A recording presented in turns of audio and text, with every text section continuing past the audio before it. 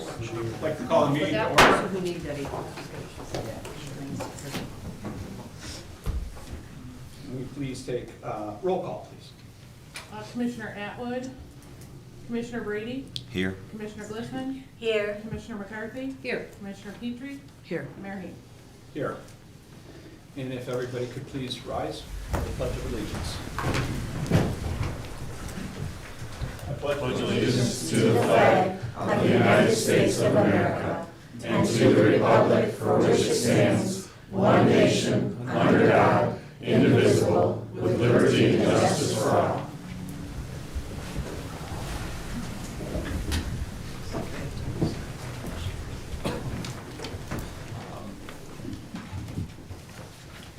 Madam Clerk, do we have to do something formally to excuse Josh? If someone can make a motion and have it supported to excuse him from Okay. tonight's meeting. Could I please have a motion? I Moved by will. Commissioner Petrie. Support. Support by Commissioner Glissman. All in favor? Aye. Aye. All opposed? Motion carries. That brings us to the approval of the March 2, 2026 agenda. Moved by Support. Commissioner Petrie, support by Commissioner Glissman. All in favor? Say aye. Aye. All opposed? Motion carries. That brings us to the minutes. Minutes of the regular meeting held February 17th, 2026. Is there a motion? So moved. Second. All right, motion by Commissioner Glissman to approve the minutes of the regular meeting held February 17th, 2026, supported by Commissioner Petrie. All in favor, say aye. Aye. Opposed? Motion carries. That brings us to the public comments. We'll open for public comments. At this time, you'll have 3 minutes. Be time when you hear the timer, your turn is over, and we'll ask you to kindly return to your seat. There is a second public comments if you need additional time at the end of the meeting. Right here. Hi, Carol Brown, Mayfield Township. I'd like to say a prayer. Heavenly Father, God, you are the creator of the universe. We trust you and we thank you for what you did for us, because we were lost in sin and you sent your only Son to save us. And we're so thankful for that. I ask for your wisdom to be granted to these commissioners, Lord. I pray for your peace to be here.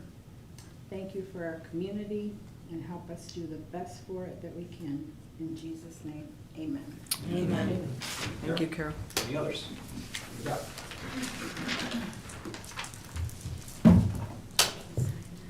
Hello, Hello, please state your name. I'm Shelley Cross. I am living in Arizona, but my family is from here.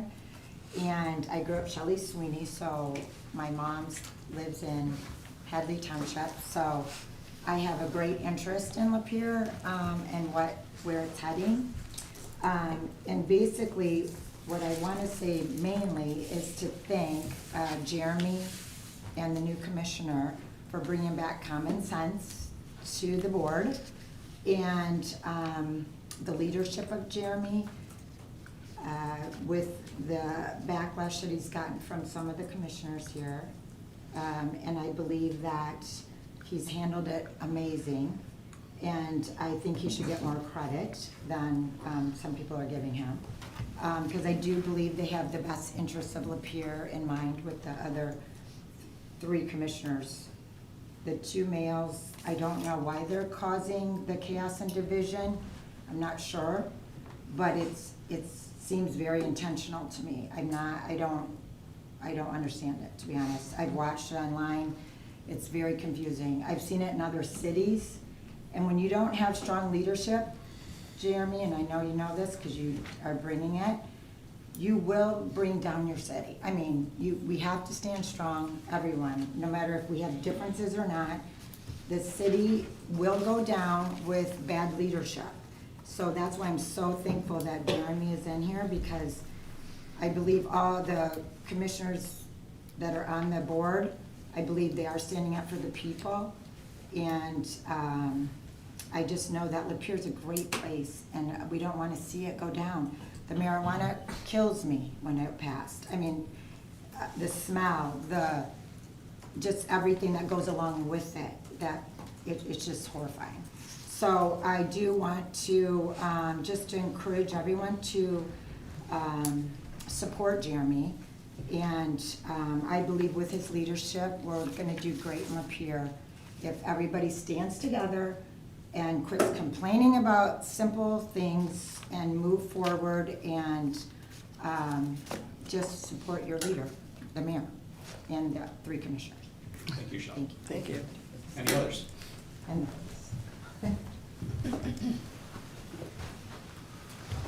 I'm gonna, Carol, right, and Stacy, I'm gonna pull together what both of them did. I, again, just as I did last meeting, I also wanna just kind of have some prayer and have some unity in that prayer. I think that, again, as she's just stated, everybody's done a great job of just pulling together. There's always gonna be differences of opinion, there's always gonna be differences in the way to handle things, and so I think that everything's going in a good direction, and I'm very appreciative of that as a member of the community, so. Not that I think I could do any better than she did, but I'll add just some unity to it. Heavenly Father, we're so thankful for the day, for the time that we have together, for this facility that we have, for the forethought that our forefathers had to give us this opportunity to have a government system where we can come and say things and talk about things and have disagreements. Father, you've made it so that we can even have a conversation with you and try to understand better the things that you want. And we would ask that you would do that for us today, that you would be in our hearts and our minds for all of us, no matter what side of any opinion that we're on, that we would treat each other with respect, dignity, and focus for what's great for the community. Thank you so much, in your son's precious name, amen. Amen. Thank you. Sir, did you give your name? Yes, for the record, did you give your name? Tona Osco, I'm sorry. Thank you. Wes Weber, city resident, and I'm going to talk about Brookwood to your shock. I'm trying to get some understanding on what our planning commission is allowed to scrutinize when it comes to site plans. I listened online while I was in Florida, and mostly it just seemed that we were concerned about ordinance, whether or not we're compliant, and the planning commission seemed rather unconcerned about whether or not the project lined up with the existing Brookwood homes as far as lot size, things like this. But mostly, importantly, I want to know if our planning commission is allowed to scrutinize things that seem kind of out of place or wonky or even corrupt. The 33.6 acre parcel north of me is currently listed for $3,579,986, which is an oddly specific number, a gigantic number, about $106,400 per acre, way above any residential development land of its kind that I've ever seen in Lapeer. And although the land purchase price itself is not reimbursable through TIF financing, which I've been speaking of, it is reimbursable indirectly. And that would be a burden on our taxpayers. I wonder if our planning commission scrutinize these things. Are they aware that such a high land acquisition cost will be factored in Alan Edwin's financing gap calculation, which MISTA will require of them in order to justify the large TIF financing reimbursements? And further, when I received the certified letter from the city, it said that Aaron Bessemer, who is an Edwin Allen employee, was speaking on behalf of North Oakland Property Management, the property management company, the owner. What is the relationship between Alan Edwin and the property owner? I mean, if there is a operational partnership, it might justify why they're willing to purchase land for about 300% higher than they should be and ask the city taxpayers to subsidize it. So to safeguard our city taxpayers, I think transparency is essential, and my questions are these. Will the commission request or review an independent third-party appraisal of the land value before any brownfield plan moves forward? How exactly will the land acquisition cost be treated in our Brownfield Authority's financing gap analysis, which will be submitted to MISTA? Will any related party transaction or seller-developer relationship be disclosed in our Brownfield plan? And what steps will the city take to protect Lapeer schools from their tax capture and taxpayers from an unnecessarily inflated reimbursement amount? I respectfully ask that the city commission look into this, carry the concerns forward to the planning commission as advisable, or to our Brownfield Authority, whoever scrutinizes these things, and so that we don't unnecessarily divert tax revenue when we don't need to. That is all. Thank you. Wes. Thank you. Any others? Seeing none? I'll go. Doused Oh, sorry, didn't see that. Yeah, sorry. I was just wanting to go last. For those who don't know, my name is Dalton Atwell, and I'm running to be your next state senator. Let me tell you about myself some. I started a business 12 years ago with $1,200. I don't come from money. I come from a single mom and a lot of hard work. With my background and skill set in business, I will be the most available state senator we've ever had. In business, we've been blessed. We have a brand new facility at the busiest corner in Saginaw County, the last light heading into Frankenmuth, Michigan from the south. In business, I've been blessed. The American dream is still alive today. I'm proof of that. But it's under attack. It's under attack in our children's schools. It's under attack right here in our municipalities. We're owed a great education for our children as long as we continue to be the ones paying for it. Our municipalities have the right to decide where, when, and how major investments are made in our community, including but not limited to solar fields, wind farms, data centers. Also, within 1 week of announcing my candidacy, I've been endorsed by over 100 small business owners in our local community. And I truly believe that's due to their excitement to have the chance at a small business owner representing them in Lansing, not another career politician. So stand with me on election day, and we'll stand together for our liberties in Lansing. I just got a card for everybody real quick. Nice to meet you all. Nice to meet you. Nice to meet you. Hey, Again, nice to meet you again. Yeah. thank you so Hey, nice much. to meet you again. Yep. Nice to meet you, Sam.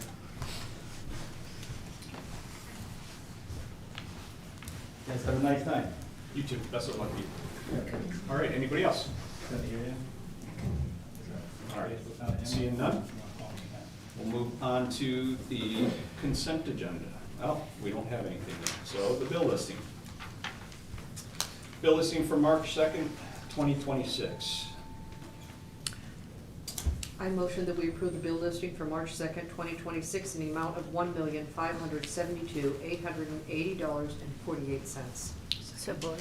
All right, we have a motion on the table from Commissioner McCarthy, support by Commissioner Petrie, to approve the bill listing for March 2nd, 2026 in the amount of $1,572,888.48. Any discussion? Roll call. Commissioner Brady? Yes. Commissioner Glistman? Yes. Commissioner McCarthy? Yes. Commissioner Petrie? Yes. Motion carries. All right. Brings us to administrative reports.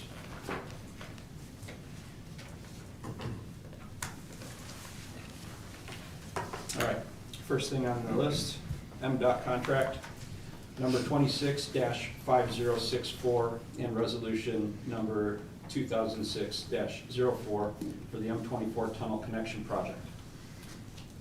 Do we have a motion? I motion to adopt the municipal resolution 2026-04 for MDOT contract 265064, amendment to the MDOT contract 255280 for the M24 tunnel connection project, which approves the amended contract from MDOT and names the city officials who are authorized to sign the documents. Support. All right. Motion by Commissioner McCarthy, support by Commissioner Glistman to adopt the municipal resolution for 2026-04 from MDOT contract number 2026-5064, amendment to the MDOT contract number 25-5280 for the M24 tunnel connection project, which approves the amended contract from MDOT and names the city officials who are authorized to sign the documents. Any discussion? Commissioner Petrie. Under the Part A, the last sentence in it says, "and altogether with necessary related work." Do we have any idea, Mike, what that could be? And does it include the curb that had to be, or Rodney, I don't know who to ask, the curb that had to be broke up or taken off of 24? Is that for Mr. Womack? I don't know who would We'll start with answer Mr. that. Womack. Okay. Thank you.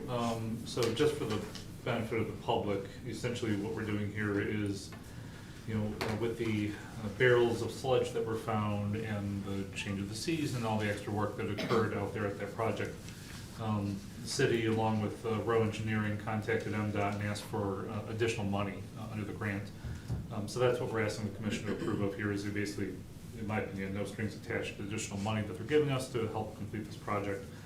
I don't know what your specific question is, apart from, we're getting this extra amount of money that's supposed to cover all of our known additional costs at this time.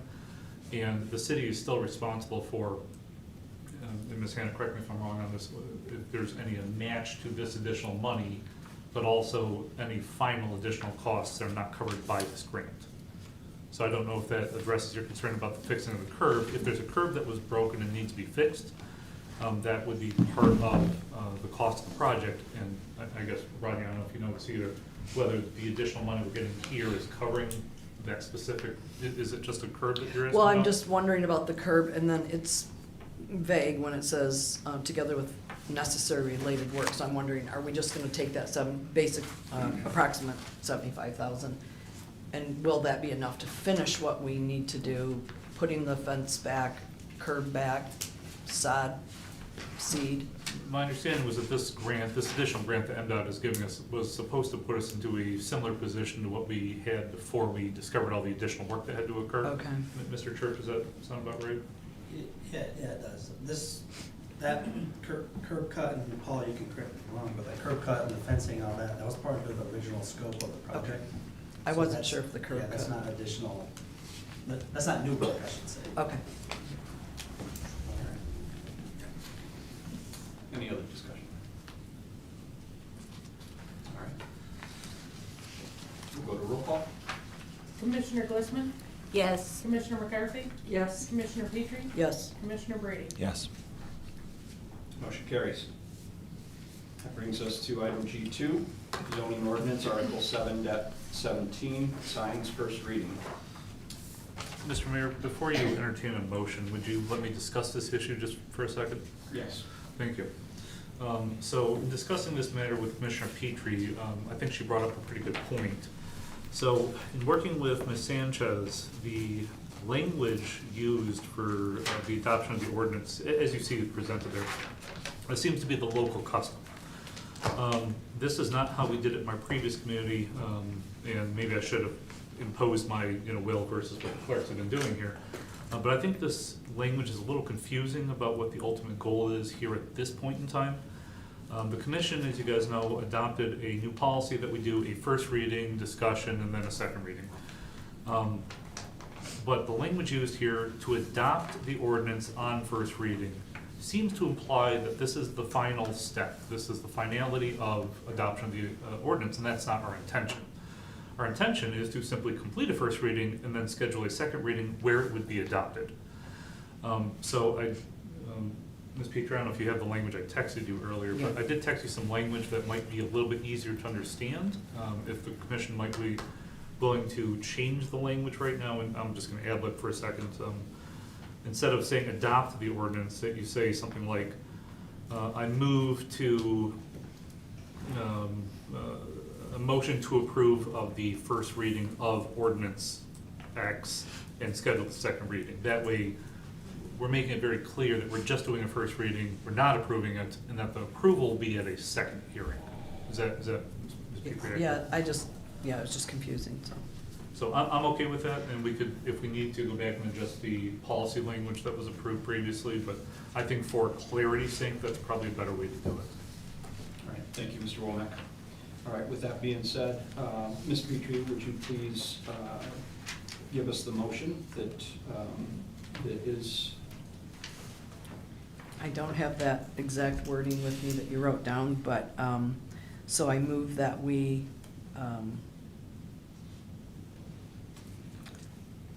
Did you write it down? I see. okay, thanks.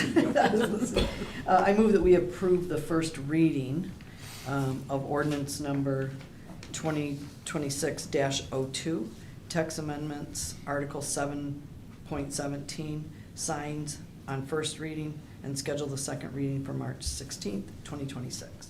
Support. All right.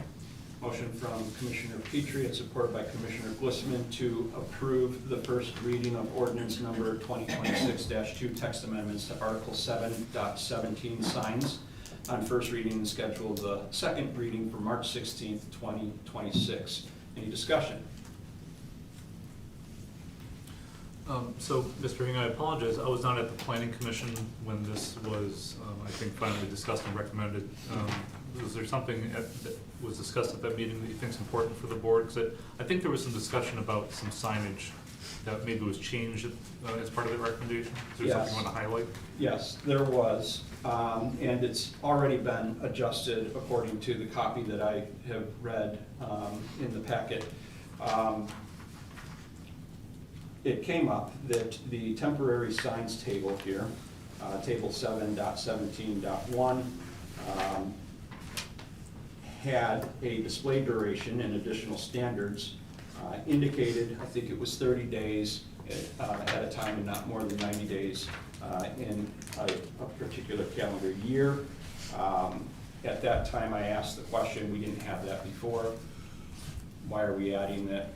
The goal of the Planning Commission's effort here was strictly to bring the ordinance into conformity with neutral content, verbiage, and then there was a secondary goal to expedite staff usage and make things easier for the staff in terms of plain language and reading and understanding of the ordinance.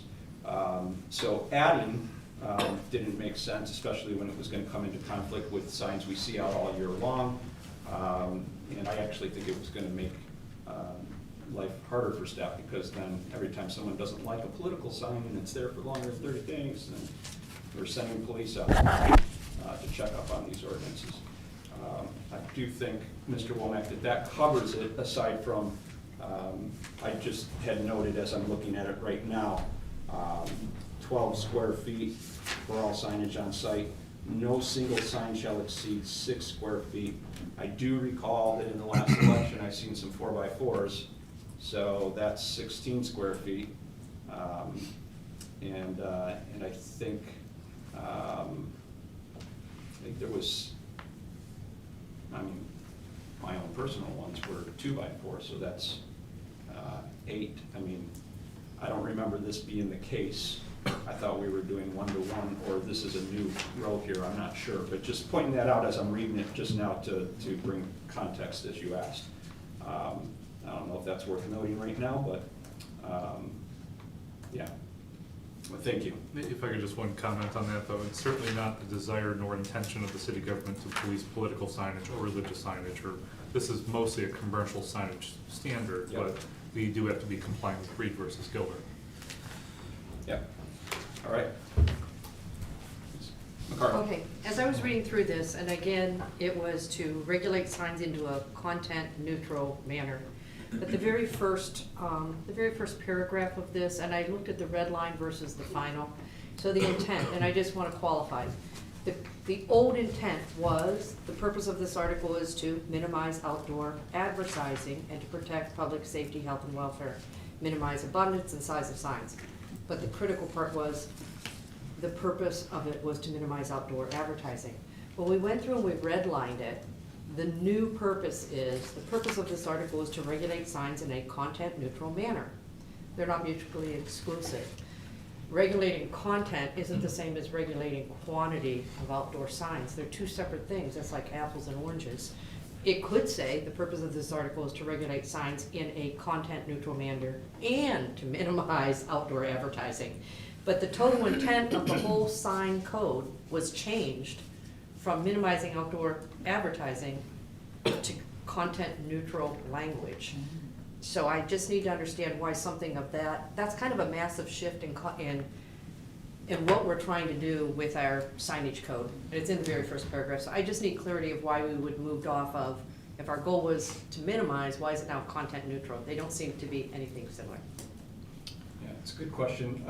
Is Mr. Womack, is there a place that we can direct those questions? Yeah, I mean, my understanding of Reed versus Gilbert and other sign ordinances I've worked on in the past is that content neutrality is the important part. and maybe this is something Mr. Francis and I will have to talk about at some point.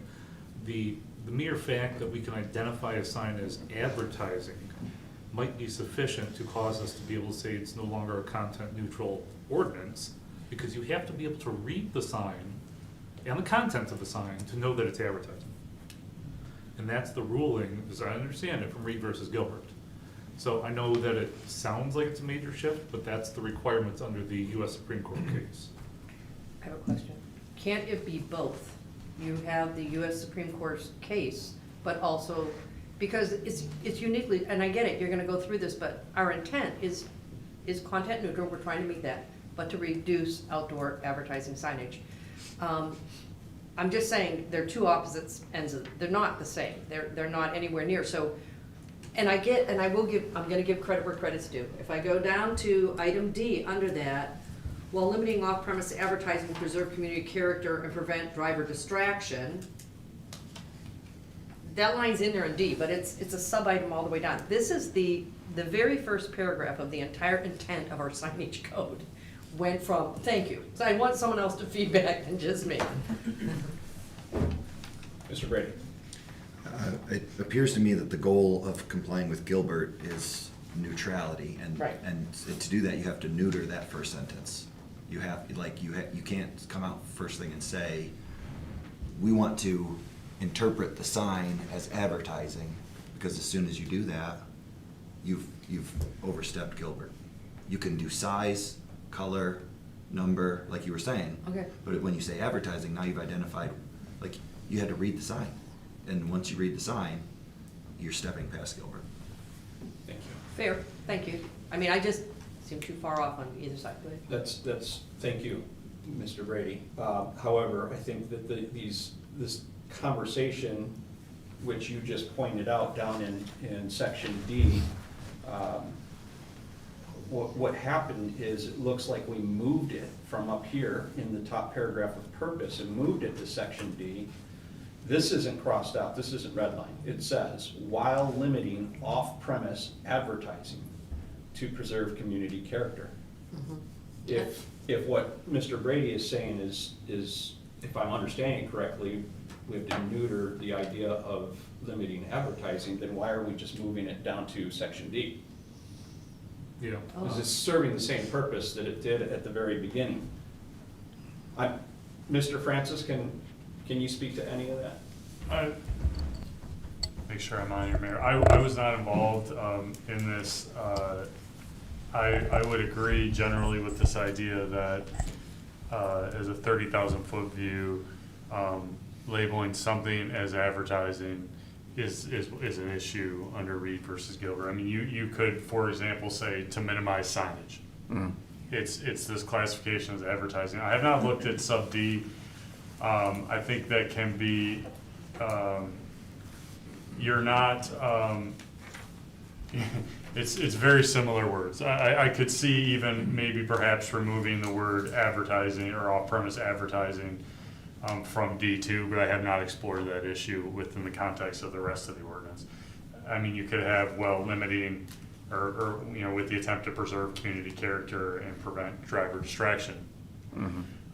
But yeah, that may be something to consider on the second reading too, is to rework that D. Okay, thank you. Mr. Womack, where do we direct this little bullet point list of concerns that are coming up? Sure. How is this being documented for follow-up? So first of all, it looks like she's written down her thoughts, and I'll make sure I get those from her afterwards. Okay.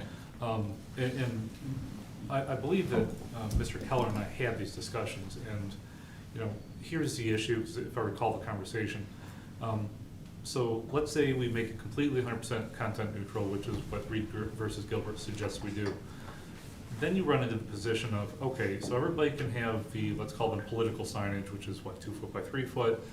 And, company A says, well, we just found out a way to advertise all throughout the city. And that is, everybody gets a company A sign for their front yard, we'll pay them $1, and now our sign is in 500 homes, right?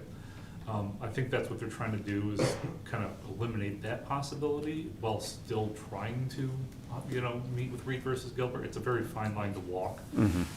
But, I mean, you could imagine chaos and the aesthetic degradation of the community if that were to be allowed to happen. So maybe it's something we need to go back and see if there's a better way to do it. Right. Because I think it's just one of those gray areas that there's no right answer. But if you'll permit, I'll work with Ms. McCarthy about her concerns, and I'm sure that Mr. Francis and I will talk about it. Very good, thank you. Any other discussion? I have a question. How will that work, Mike, for signs that we have up all around the town that say we love our library or we love Lapeer? Those are not advertising anything, it's just a thought, and there's not a deadline on those. Are we gonna reinforce, people want those in their yard just to show that they love Lapeer or? Sure. So how are we gonna, that's a personal, Mr. Mayor, can I answer that? Yes, please. Thank you. So again, it's a similar problem, which is I have no desire or intention to police political, religious, artistic type signs. But then do we really want company A advertising on the front lawn of your neighbor's house all year round? no, but I'm saying, how do you Yeah, choose? I think that's, it's a fine line, and I think I'll have to figure out a way with Mr. Francis. All right, thank you. Ms. McCarthy? I want just a few, I'm gonna kind of, you already covered temporary signs. I just want a couple things, and then, because then in essence of time, maybe you could answer everything, Mr. Womack. The first one is in 717-3, the tables. I'm just going to ask for clarity and confirmation that there's no red line marks in any of the tables. The tables have just been reformatted. The information pretty much is the same, it's just reformatted so it's easy to read.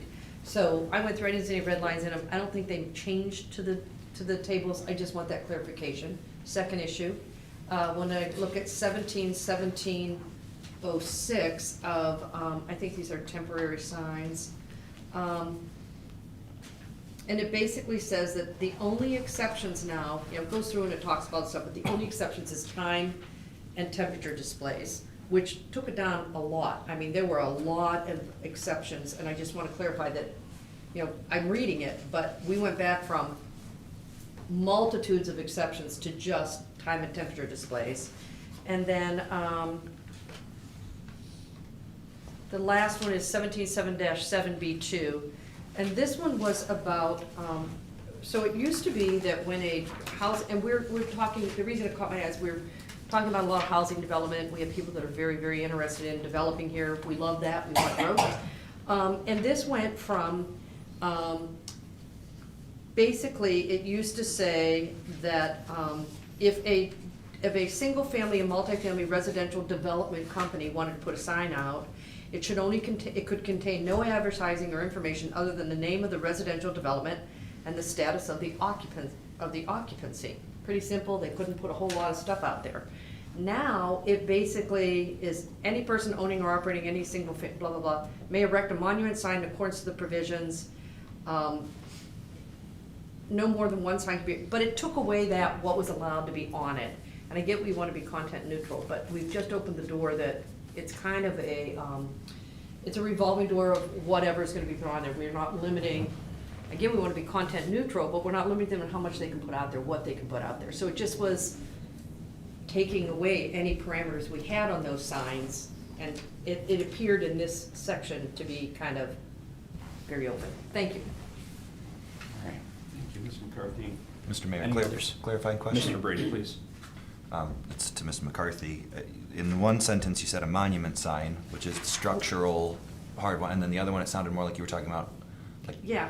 unoccupied or unit for sale kind of temporary sign.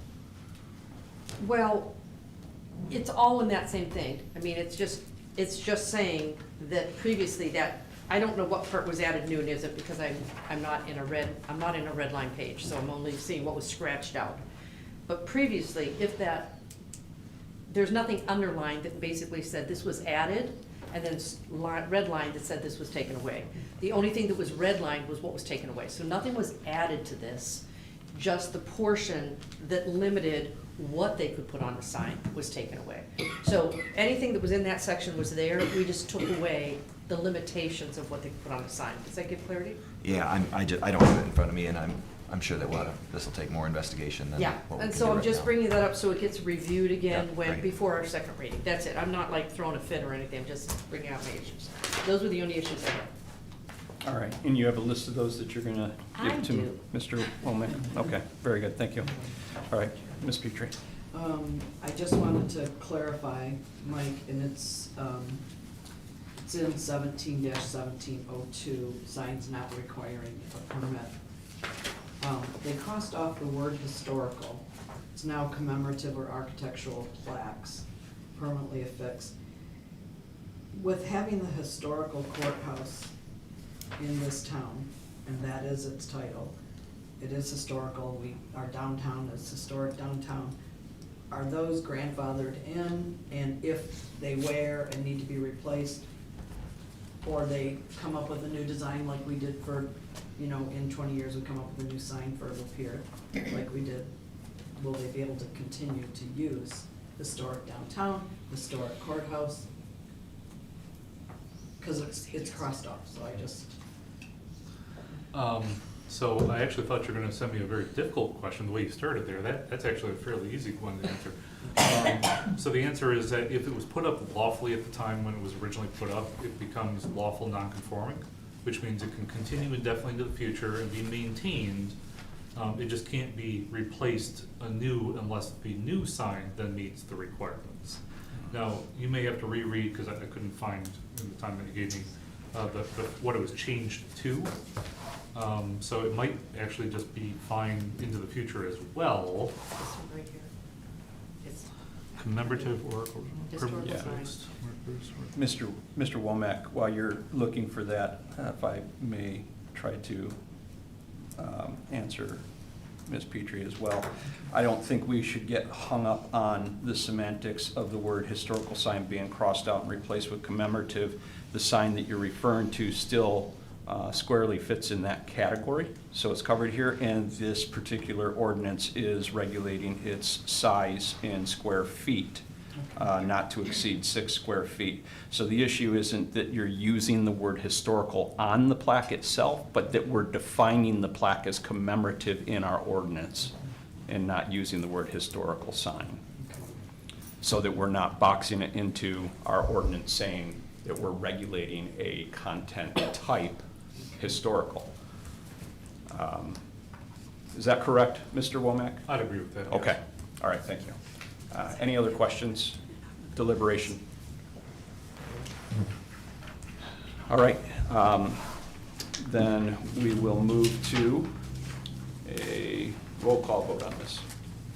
Commissioner McCarthy? Sorry, did you Yes. have your hand up? Okay, I'm wait. waffling here. I'm sorry, Ramona. Are we approving it as it's written, or are we looking to have another first reading pending changes?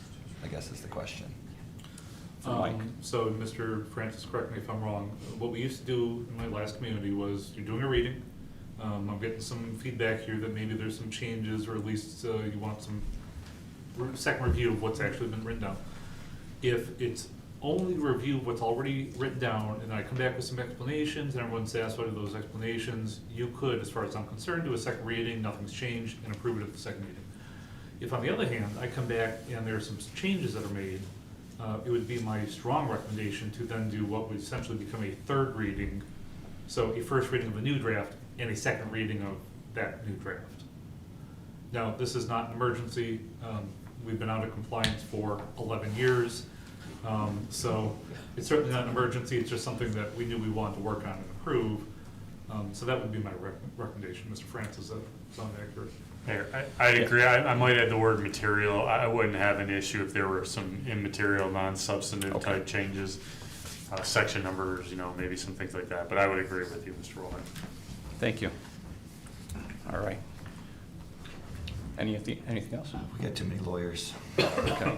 I agree with that. All right. Let's move into roll call, please. Commissioner McCarthy? Yes. Commissioner Petrie? yes. Commissioner Brady? Yes. Commissioner Glistman? Yes. All right, motion carries. All right. Yes.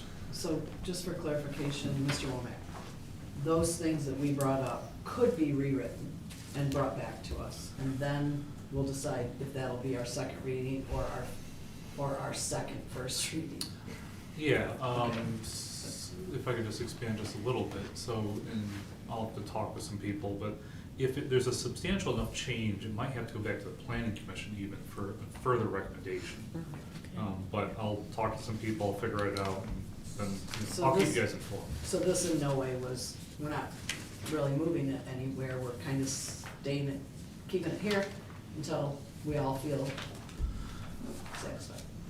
Yeah, I think what I'm hearing from the commission is that Ms. McCarthy's got some concerns that the rest of you agree with. I'll do my best to assuage your concerns at the next meeting. If I'm not able to, or I feel like I can't, then I'll probably communicate with you guys what the future plan is of the ordinance.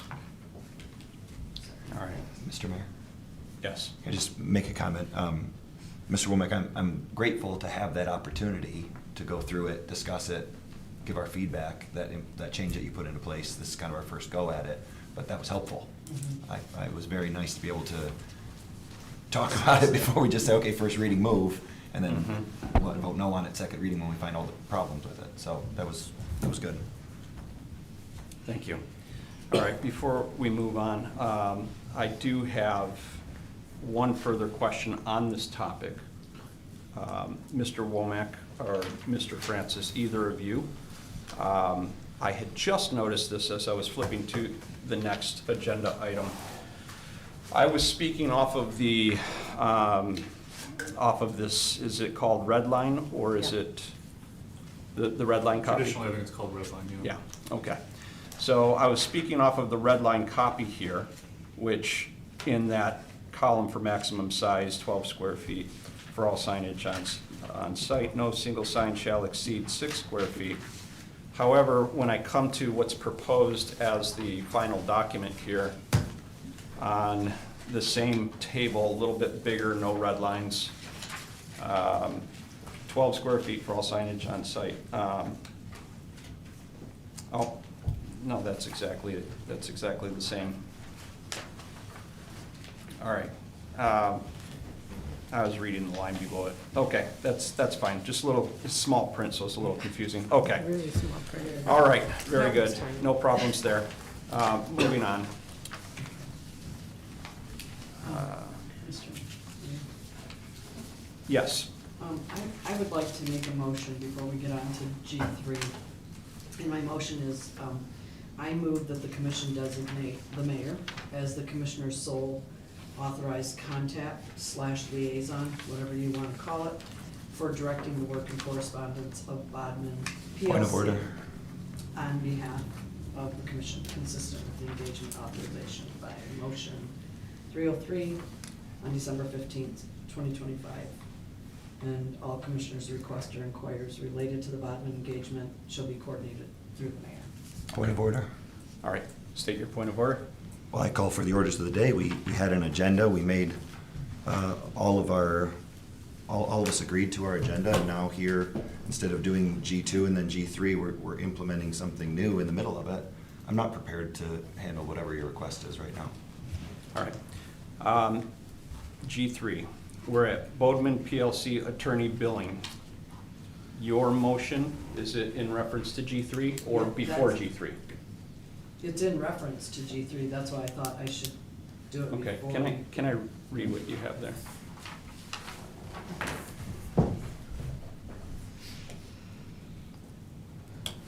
Correspondence of Bodman PLC on behalf of the commission. All right, so this is a motion.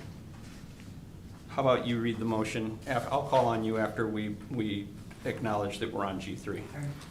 All right. I see your point of order, that she was out of order in the agenda. She hadn't waited till she got to G3 to make a proper motion on the topic that's in the agenda.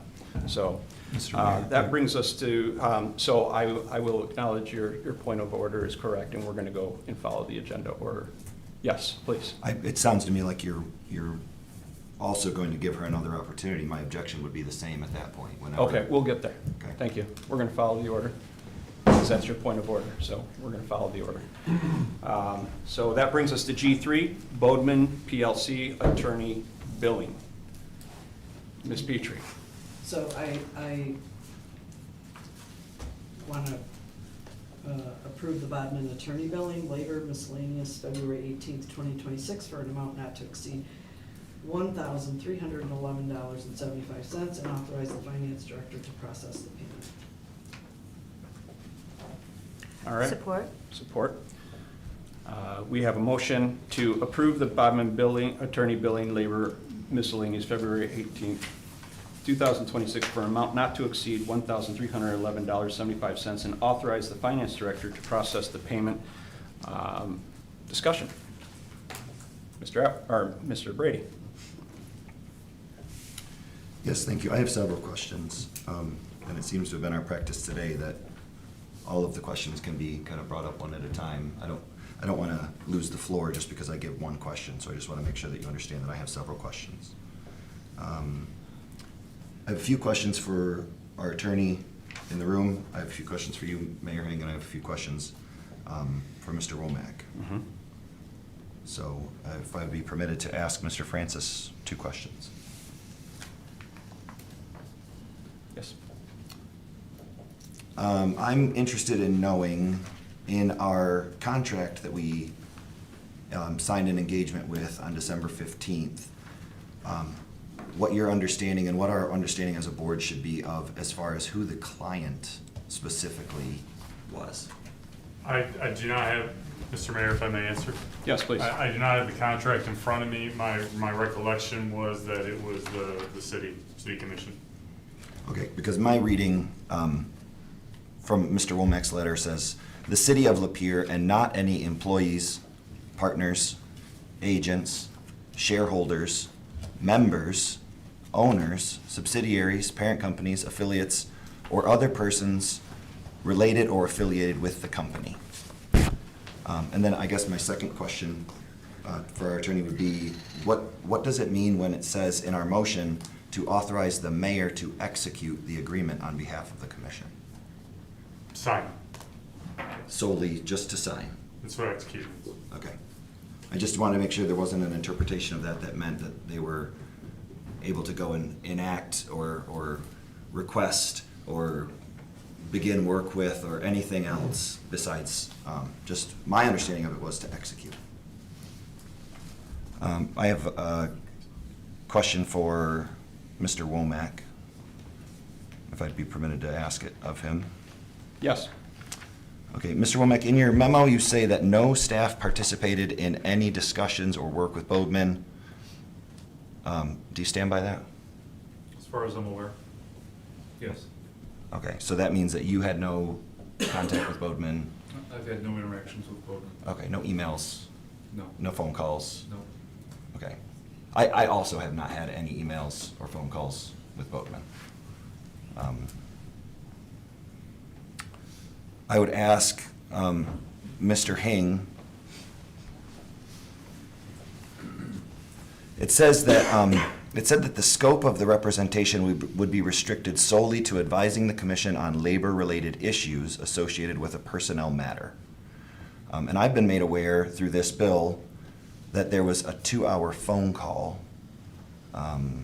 with yourself and Ms. Petrie and the people from Boatman. And I was not aware that we had designated anyone to make that phone call. And I wonder if there were any results of that phone call? Or what you can report back to the commission about what happened on that $1,000 phone call? Yeah. So I'll answer your question in a couple different stages here.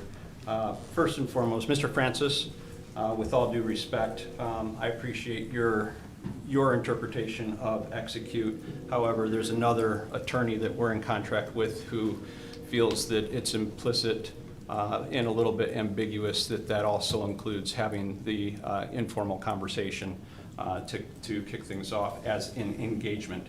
And I'm happy to get that in writing, but it will cost the city for technicalities.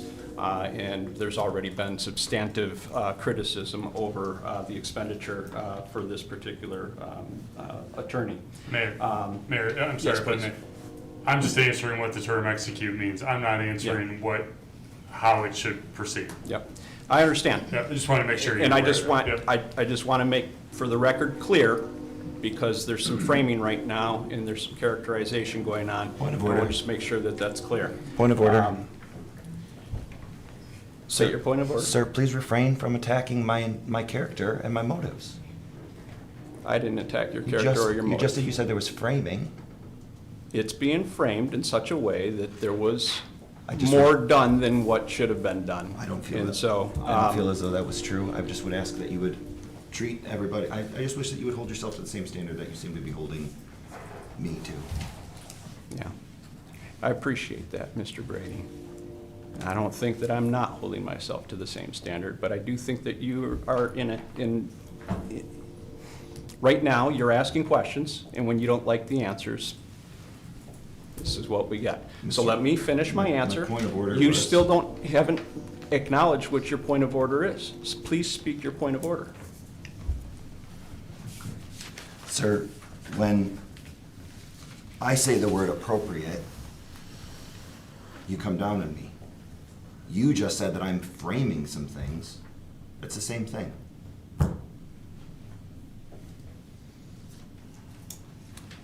All right, I think we're arguing semantics. That's not a point of order. Sure. That's an argument. You can't just willy-nilly call out point of order when you don't like something that's being said. Okay? That's not what point of orders are for. That's a dilatory point of order. Unlike when we were having very healthy conversation and deliberation at the last meeting, and you called it dilatory, that this commission was asking questions, was dilatory, in that you called the question. There's a difference in semantics there in the usage of the term. Dilatory means to frustrate without purpose, okay? And when you call a point of order and you don't have a purpose, and you're not citing an authority, and you're just objecting to what was being said, that's not a point of order, okay? Do you have a point of order? I would just be restating, I think, I was just asking questions and you said framing. That's my point of order. Okay, and what authority is being violated? What order is out of order? The same authority that you cite when you tell me that I'm not allowed to say appropriate. When you say that a person is inappropriate, that is addressing their character and intent. When I say that some of the discussion that we're having is being framed in such a way that it seems that, you know, a word is being used very narrowly, and there's other interpretations of that word, I'm not attacking your character, I'm simply stating what the discussion is implying. Okay? On one hand, you call someone inappropriate. On another hand, I say that the discussion is being framed very narrowly. I don't agree with what you just said. sir. Okay. Well, we don't have to agree, but you don't even have a citation or an authority to speak to, so you don't have a point of order. So your point of order fails. And I still haven't answered the question. Ms. Petrie? Would it be helpful to reread what our exact motion was? We can, yeah, we can do that. If you have it up, I'll take a look at that. But the question that's being asked right now is, advise labor-related issues, phone call. The results of the phone call. The sir. results of the phone call. At this time, you know, Mr. Brady, you were privy to the emails that went back and forth prior to this meeting in the past week, and you are aware that that is protected under attorney-client privilege, and I don't feel comfortable waiving that privilege in the middle of an open public meeting because it's just not the right time, and it's not the prudent thing to do. Let me have that. Number 7, okay. In what meeting? This was December 15th? These are the minutes from the December 15th meeting. The agenda, okay. To approve the engagement letter with Bodman PLC for limited labor employment. Council authorizing the mayor to execute the agreement on behalf of the commission. All right. And, yeah, I mean, that's the question. What does execute mean? One attorney says it's it's implicit, executing the engagement. The engagement talks about having a relationship where you can talk to an attorney that you've entered into an engagement with. Another attorney says execute means sign. There's semantics, but I don't see how that relates to approving billing for services rendered. We're arguing about dictionary definitions and interpretations. Mr. Brady. I don't believe in the December 15th meeting that this body, who is the client, authorized anyone to actually take any action, to give any direction. I actually asked several times in the meeting, I said, who will Bodman get direction from? Your own response was, the commission will, right? And then at what point between December 15th, we had a meeting on January 5th, and this commission didn't act. By the time we get to the 20th of January, there's work being done. We still don't even find out that the work has been initiated February. It's now the middle of February. Work has been done. And I'm not privileged in the attorney-client privilege. I'm not privileged to know what the work is. In an open meeting?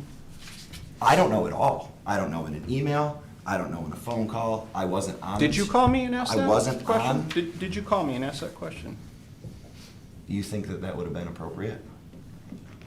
It sounds like you would like it to be. No, I'm saying that we operate as a body, and this body never gave anybody any permission to go and get work. There was a 2-hour phone call, billable for $1,000, and then there's clearly some work here that several attorneys have worked on, and I haven't seen it. I did ask you for the deliverables. I sent an email on Friday. It had to get bounced around, and you've had it. And I still don't have the deliverables. You're asking me to pay for something that I can't verify in the slightest. I wasn't on the phone call.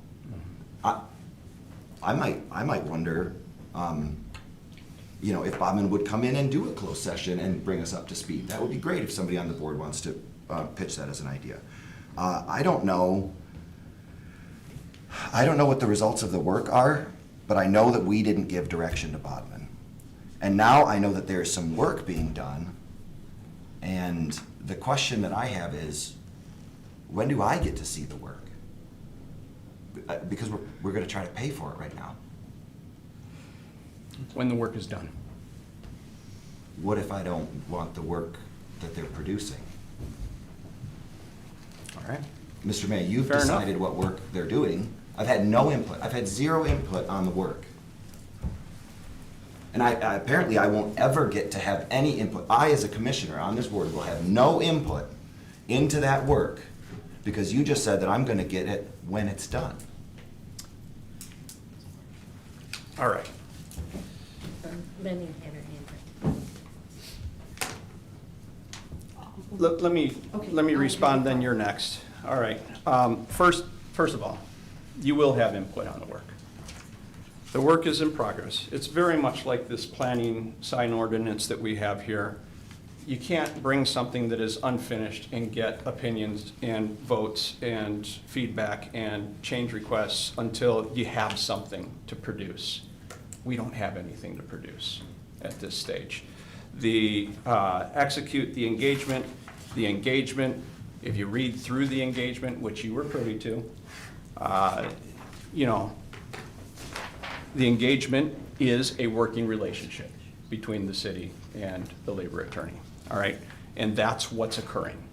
When we ask Mr. Francis for a legal opinion, to produce a legal opinion and work on something that's written and provided to us as a PDF that's printable or even a hard copy of it, I don't think we sit up here and squabble over who executed that agreement, who gave Ms. Petrie permission or you permission to ask for a legal opinion for a seating arrangement. We don't. It just gets done, and then when we have a finished product, we either accept it or we deny it. We either pay the bill or we don't. It doesn't turn into something like this. These are very simple processes, as one of the resident, or not a resident, but a public member had spoke this evening. Squabbling over simple processes, and we've got to just, we're here to pay a bill Mr. Mayor. right now, instead of squabble over tit for tat, things that we don't like. Mr. Mayor, I You're raise a not- point of order that you need to you- stop raising my character and intent. You're out of order. It's a point of order. You I've made a did not, point of order, you did sir. not make a legitimate point of order, and she was up next. What is your point? You're making another Sir, point of order right now. You just said that I'm here arguing tit for tat about this and that. You are the one who said that I'm wasting attorney money. You said that about me. You are not holding yourself to the same standard that you're holding me to. Tit for tat, what does that mean? You are accusing me of the same things that you want Is there a me to point not of accuse order you in, of. is there a point of order in this outburst? I did raise my point of order. What is it? The outburst that I just had, sir, was my point of order. That's an That illegitimate. initial It's point an of order. illegitimate point of order, doesn't cite authority, it has no grounds, it won't be recorded. But what will be recorded, Ms. Ramona, please, is an dilatory outburst and a second improper use of point of order by Commissioner Brady.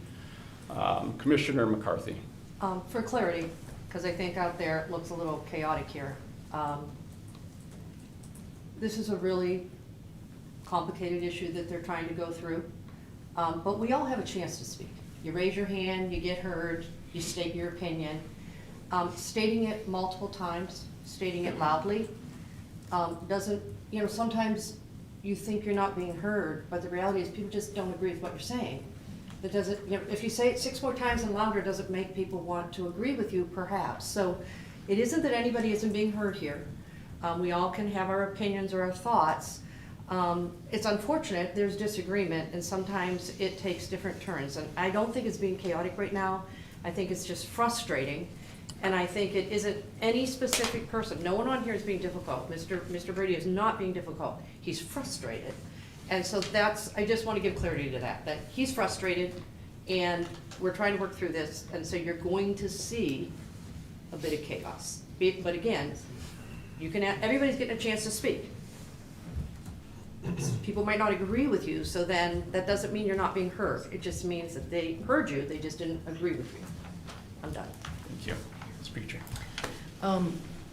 Correct me if I'm wrong, but when we have Mr. Francis give opinions to us, and we pay for those opinions, we don't have it on the agenda to pay that bill. It's in our bill listing, and what you speak about isn't in there. Matter of fact, I've called before to ask, like, what was discussed for that price, and I'm told to ask you, Mike, what was discussed for that price. So that's not just given to us. That is client-attorney privilege. When Mr. Francis sends us an email, we don't, yeah, the amount is in there, but not what they discussed. This bill that got put on the agenda for, I'm not sure the reason. I'm not gonna make any assumptions about anything. But attorney-client privilege is really important. Even when Mr. Francis sends us an email, if his name is on it, we are not to discuss that openly with anybody. It's attorney-client privilege. And the city commission is the client. And so for that attorney-client privilege, we up here, the city commission, are the client, and it is a work in progress. We have to wait, just like we didn't tell Mike, hey, get us those ordinances before the meeting.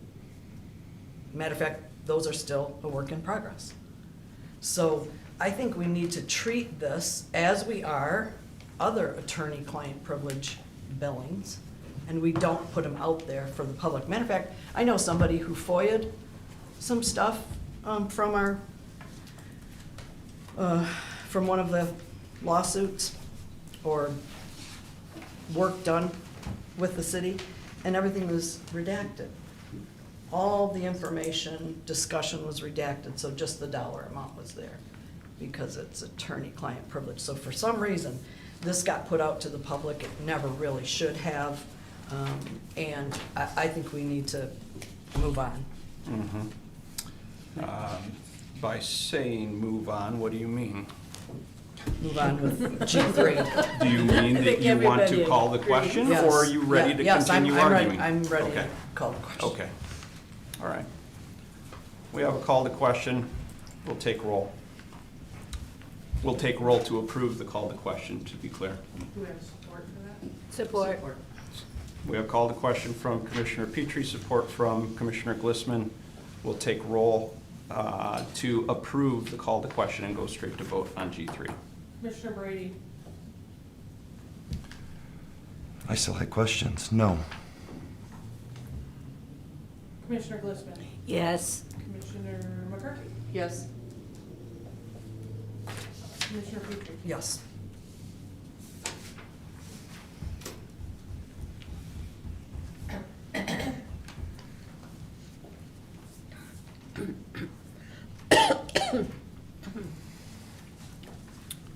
Commissioner Brady. I just want to make sure that I'm doing this the right way. According to our rules and procedures, item D4,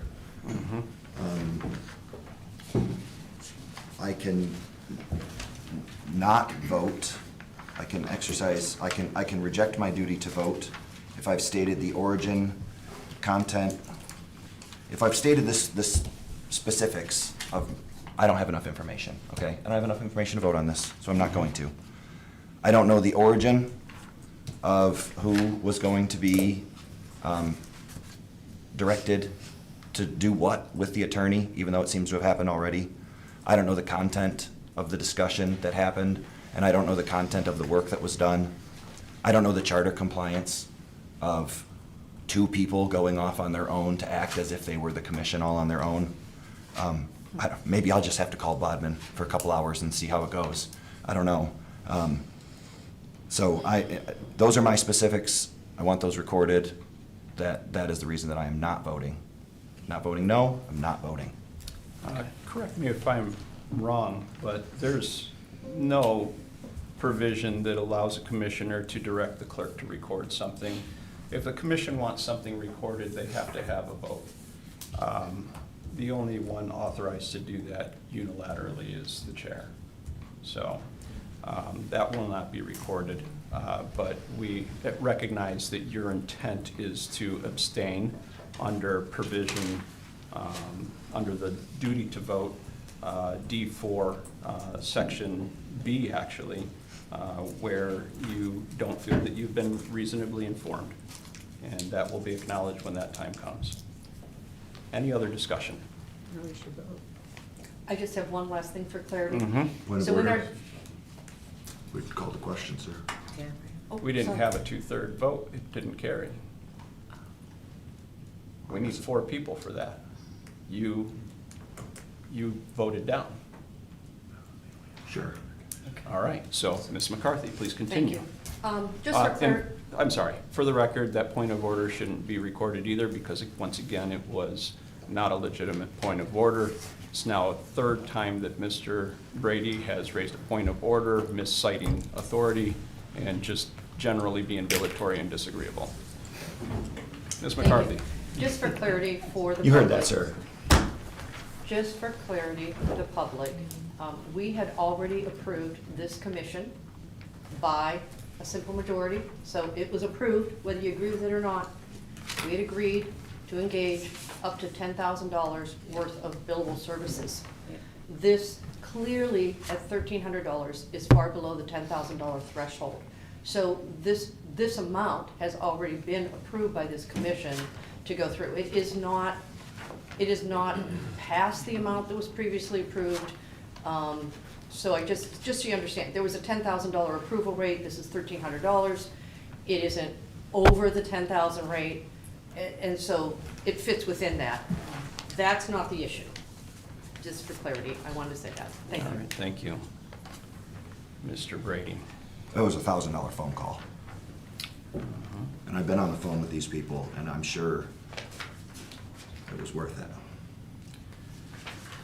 All right, thank you. Any other discussion? Mr. Francis? Mayor, if I may, it's related to the vote, and I feel like I would be remiss if I didn't mention this. I know Commissioner Brady cited the policy provision. The charter would require a unanimous consent for him not to vote. Otherwise, he has a Okay. duty to When- vote. When we get to that? Correct. Yeah, so back to D4B. Can you just point me out to, I'm already on that page, can you point me to where the unanimous consent is? Mayor, it's Charter 6-7. Okay, okay, so it's not part of the same Correct. provision. Okay, thank you. You're welcome. All right, I guess that brings us to the vote. Mr. Brady, are you going to ask for that unanimous consent? That would be my preference. Okay. Well, let's roll call for that. Mr. Mayor, what's the, I guess, question for the clerk's records? Mr. Brady would like to abstain from this particular duty to vote, citing our rules and policy D4B, and Mr. Francis has pointed out that we need unanimous consent to allow him to abstain. Do we need a motion for that consent, or just a roll call or a voice call? I'm okay with the way it's being proposed. Okay, thank you. Yeah. All right. We'll take a roll call just so it's clear.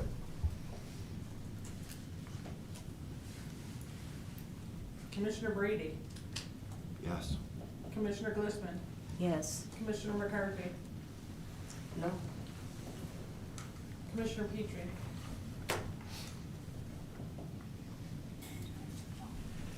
Yeah. Can you just repeat one more time what I'm voting that he doesn't have to vote? do you give unanimous consent for him to abstain from voting? On G3. Yes. Mayor, just for the record, Mr. Brady's vote would not have counted in that circumstance. I Okay, just wanted so to- just these three? It would have been the And there- remaining members. And there was one no, so it's not unanimous. Correct. All right. All right. That brings us to the vote, which will be a roll call as well.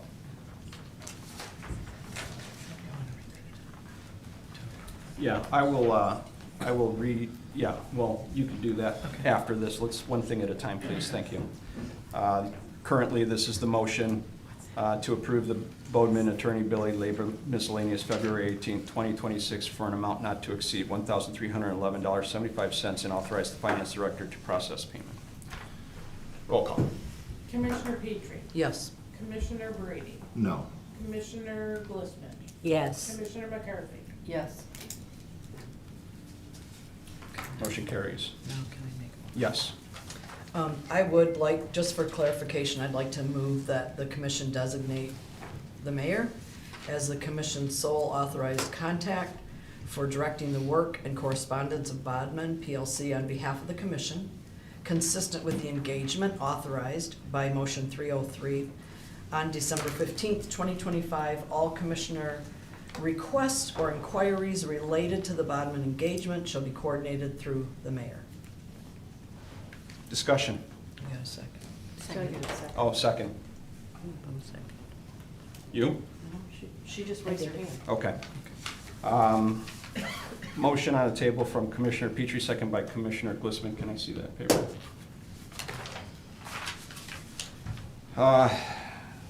To designate the mayor as the commission's sole authorized contact for directing the work and correspondent of Bodman PLC on behalf of the commission, consistent with the engagement authorized by motion 303 on December 15, 2005.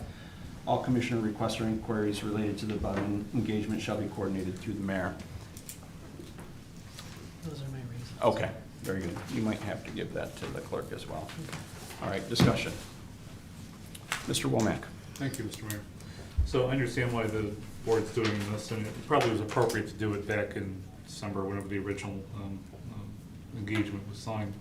I guess my question would be, in designating the mayor to act on behalf of the commission, my question is, how is the commission supposed to tell the mayor what it is that the commission wants the mayor to work with Bodman on? Otherwise, it would appear that the mayor is solely making up a determination about what Bodman should be working on without the determination or direction of the commission. So that would be my concern, just from a purely trying to follow the charter and, you know, all our rules and procedures. Yeah. Go ahead. But my motion is that he would be the contact, not, he wouldn't be doing all the direction. He would just be the contact person, so that we don't have 6 people calling all the time and being charged for every person that wants to call. So I think people should go through Jeremy, have one-on-one conversations. He's totally answers the phone every time I call and have a question. Other people don't. And so call and talk to him. Go have a cup of coffee. And matter of fact, you and Josh both could, because it wouldn't be a quorum, and clarify some things. I think it should have been done a long time ago, actually. And so that's my recommendation. All right. Any other?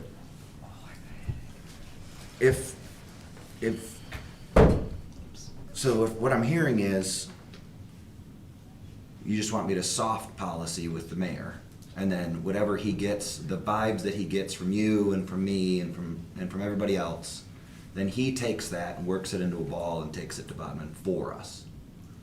My understanding was that we sat down at this dais to make decisions together in an open meeting, in public view, so that the public could be aware of what we're doing. My concern is that the mayor would go and start doing something that was like trying to rewrite the charter in some way. And then it would be like, wait a minute, the charter just kind of gives a clear listing of these things and those things. In fact, what it says for the mayor is that he doesn't have any real authority to do anything except what's specifically listed there. But here as a board, we just seem to be throwing him left and right. He can pick our seats, he can talk to the attorney for us.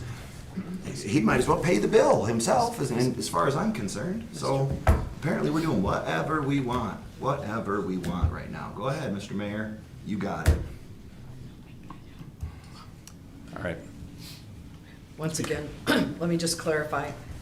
My motion is to authorize one contact. He's not in our quorum. That's why I'm choosing him. And frankly, I'm grateful for all that he does, all of his research. He does not take advantage. He is well aware of our charter, and I think he's looking out for the best of Lapeer and the best of this commission. And so that's why I'm making the motion, so that we have one contact. We have got a second on it.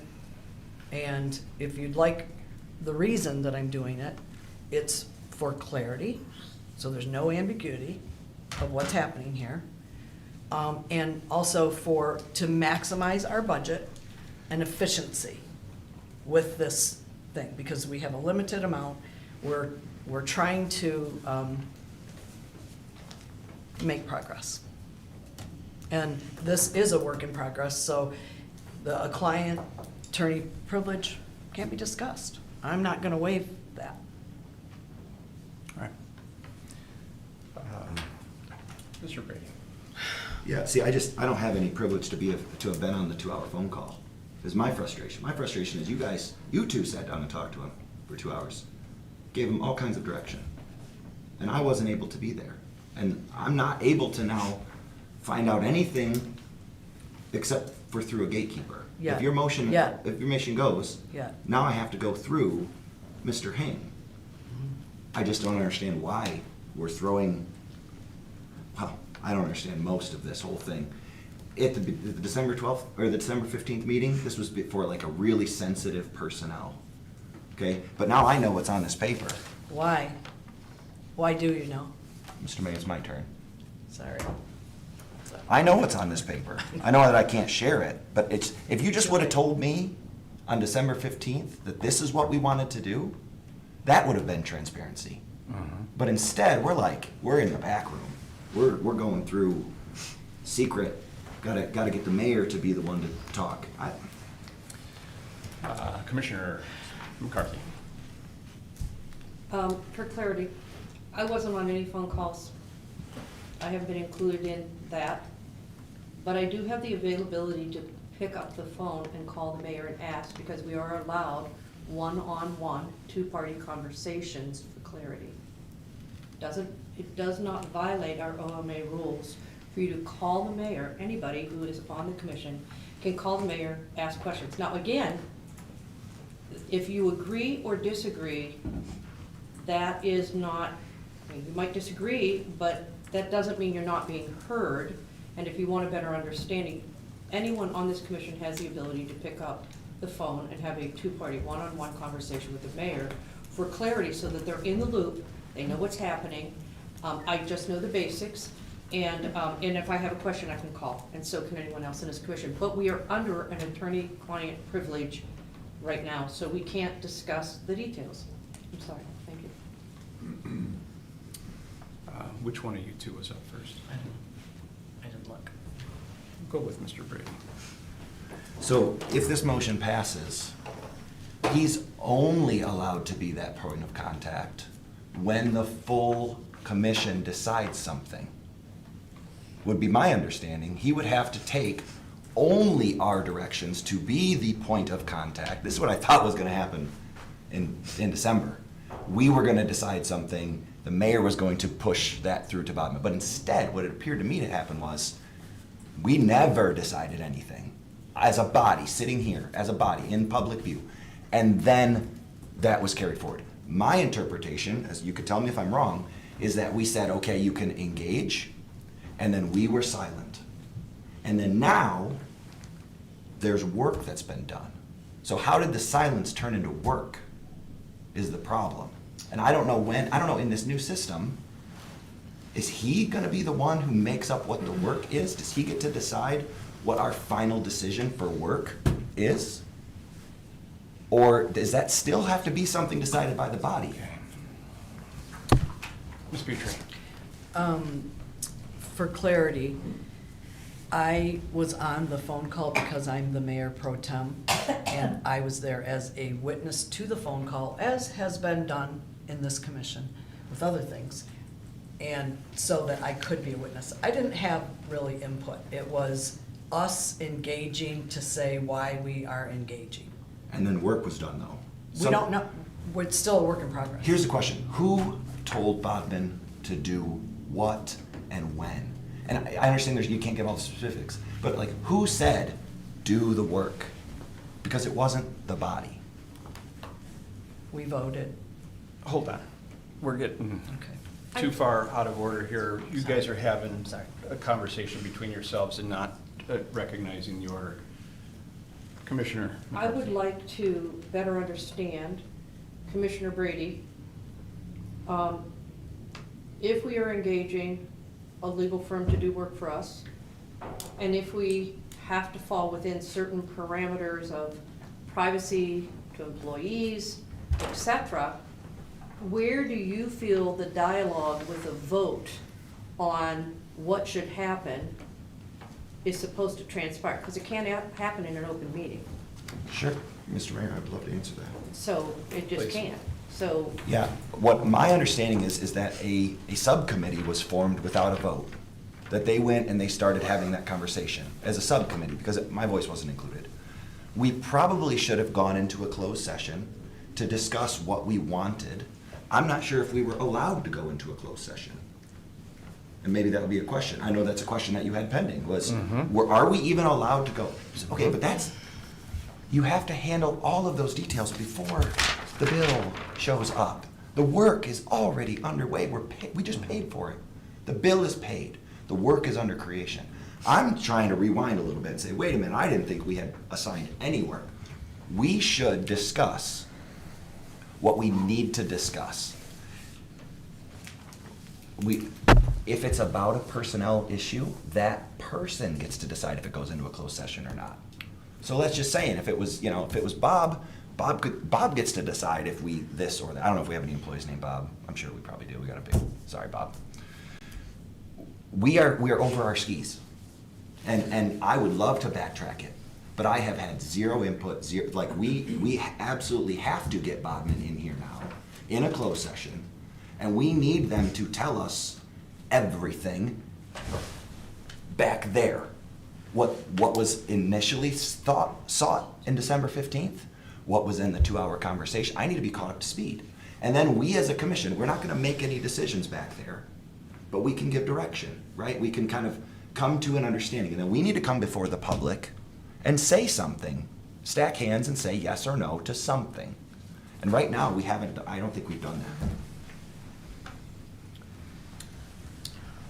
Oh, if that's all, okay. Commissioner Glissman. I'm sure that the audience here, the residents, are probably very confused at this point. I will reiterate a couple things. One, in December, we did vote for the $10,000 to be used for this attorney.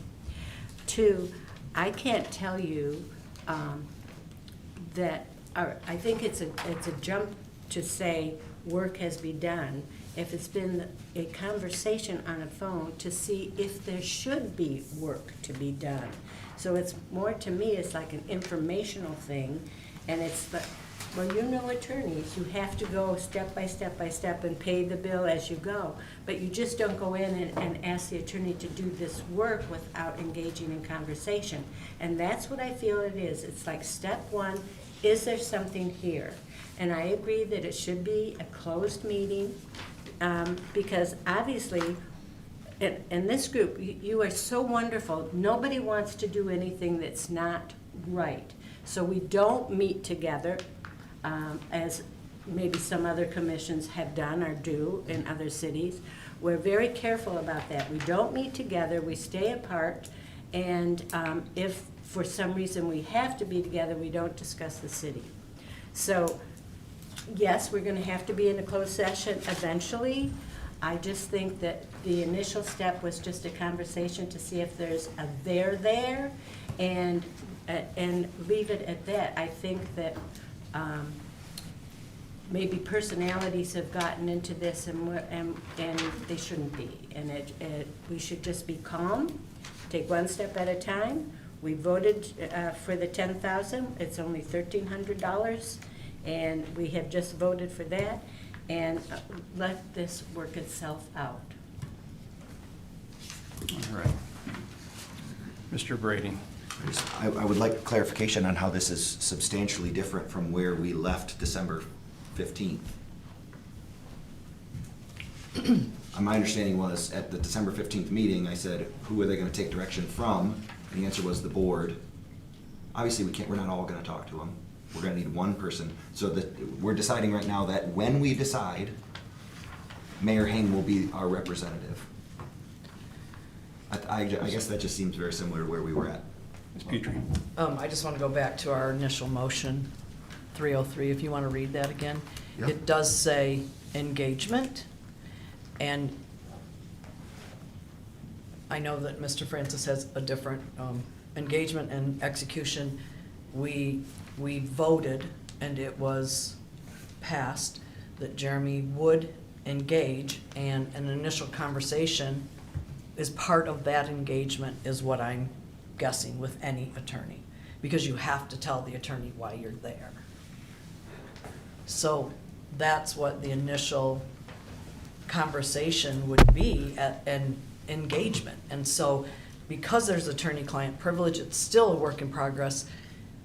We cannot waive our right, and you just, you just gotta, it was already voted on. So now this is in front of us to pay what we voted for. We voted for him to engage. He did, gotta pay the bill. Mr. Mayor. I think Commissioner, were you up first? Yes. It is my understanding at this point that it was only an engagement phone call where you kind of go over the details. Have we received in any way, shape, because I don't know, any way, shape, or form, any type of deliverable back? No. Okay, so there's been no deliverable, no work documentation that's been brought back to us in any way. It was just the engagement conversation that happened. Correct, and I Thank think Mr. Brady has the question, which I thought I answered in the last motion that we were deliberating. The question is, you know, how did other work, who approved, and why doesn't he have a voice in that? And it came about through the particular engagement phone call. It was suggested by the labor attorney,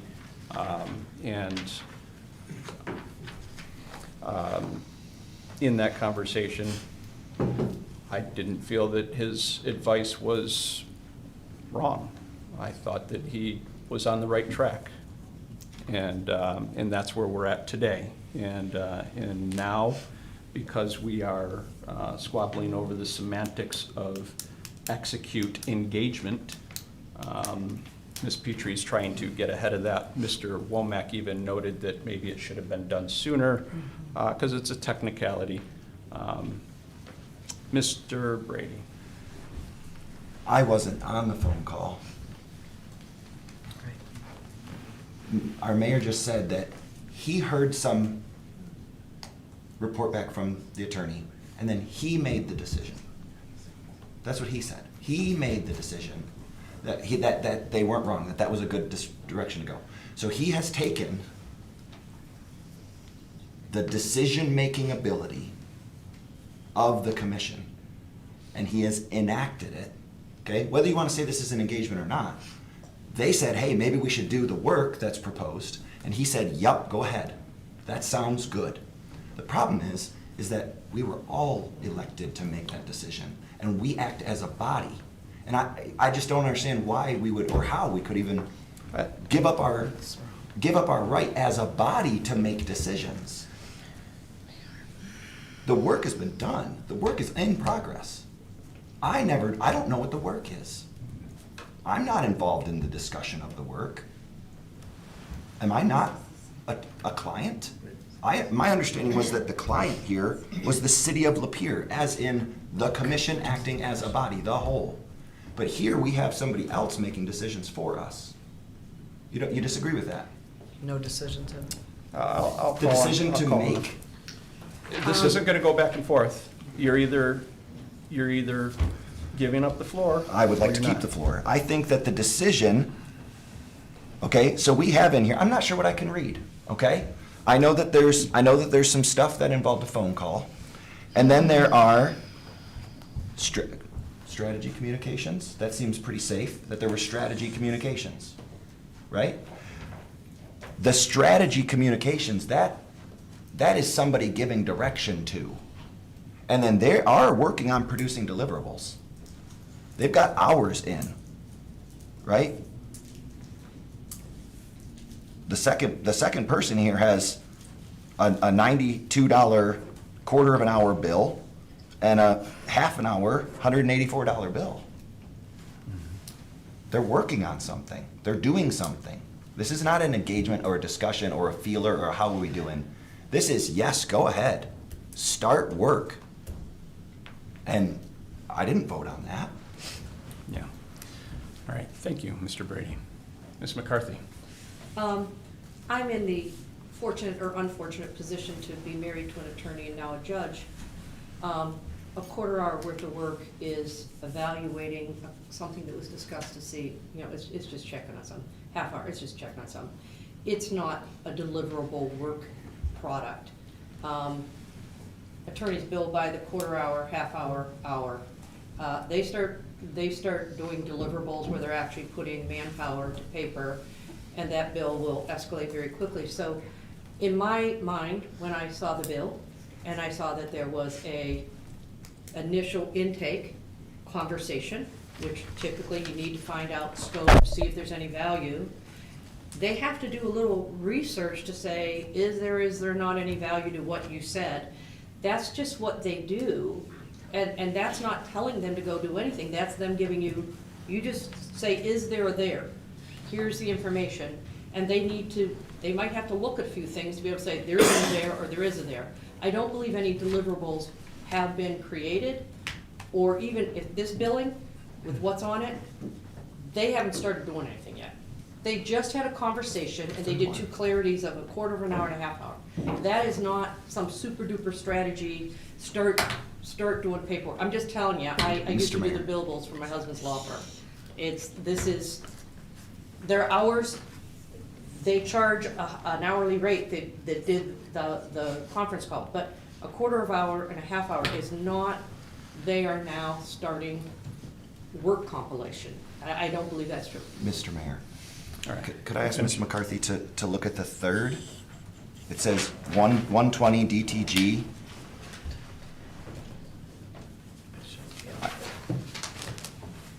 The third billing. I see it.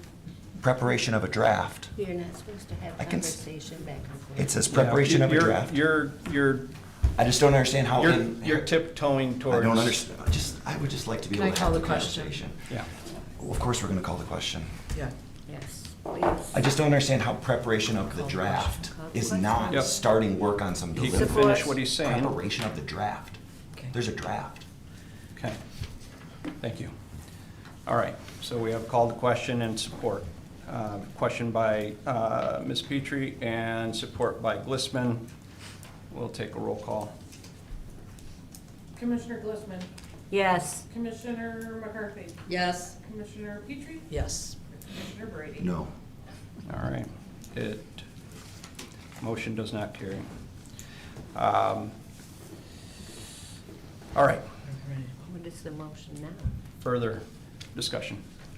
No? All I right. guess I would ask No, I guess I would ask our attorney what his, I know you're not gonna like whatever he has to say about it, but we're paying him to sit in the room. Might as well ask, what does it mean for preparation of a draft? Is that considered deliverables that were directed? Somebody had to have said, yes, go ahead and make a draft. The question was called. Yeah, but it didn't pass. Mr. Francis? I'll indicate I have no idea with respect to this candidly. I have Okay. not been involved, I have not spoken about it. I would be speculating. Okay. Any other discussion? We'll take a roll call vote. Mr. Mayor, I have my hand up. Oh, Mr. Brady. The fifth item here is plan and preparation for drafting, such a thing. We have strategy communications for the thing. We have, I guess, my question would be, when are we gonna get to find out? You said when it's done, but now that we're trying, like, under this, so are we expecting the mayor to bring back a draft? Are we putting any expectations on the mayor, making him the representative, that he's going to deliver something? Otherwise, like, are we giving him permission to just spend $10,000 even if nothing comes of it? Commissioner Petrie. I'm speaking for myself. I think he's a fair man. I think he's very diligent about his research. The reason I voted for him to be mayor and go ahead and engage is because I trust that he will do the right thing with this commission. And I think you're assuming a lot. Not only that, you keep discussing something that was taken off, and I think it's unfair to the person. It shouldn't have been in the packet, it is. And by continuing to discuss it, it's attorney-client privilege. I think we need to end it.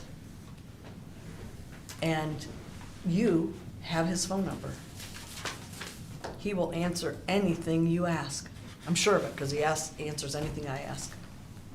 And you're a commissioner. He's reasonable. Any further discussion? We'll take a roll call. Mr. Mayor, do you think it's appropriate to restate the question? Sure. Please. Can I have that again? Now I've lost track of who you, and then Linda Glissman. Linda, okay. All right, motion by Commissioner Petrie, support by Commissioner Glissman to move that the commission designate the mayor as the commission's sole authorized contact for directing the work and correspondence of Bowman PLC on behalf of the commission, consistent with the engagement authorized by motion 303 on December 15th, 2005. All commission requests or inquiries related to the Bowman engagement shall be coordinated through the mayor. Roll call. Point of inquiry, I'm sorry. I heard something in there that I don't know if I heard before. Sure. Read the sentence about the mayor will direct the work. let's see here, directing the work and correspondence of Bowman PLC on behalf of the commission. So work and correspondence. He'll be the sole He'll- contact. He'll be the sole contact. So can you just read it for me slowly? Sorry. Sure. Move that the commission designate the mayor as the commission's sole authorized contact for directing the work and correspondence of Bodman PLC on behalf of the commission, consistent with the engagement authorized by motion 303 on December 15, 2005. All commissioner requests or inquiries related to the Bodman engagement shall be coordinated through the mayor. And just a further point of inquiry, who wrote that? Me. Okay, and is it your intent that he can do all the, he can direct all of the work? No, it says at the direction of the commission, but he will be the one who contacts them. He is the contact.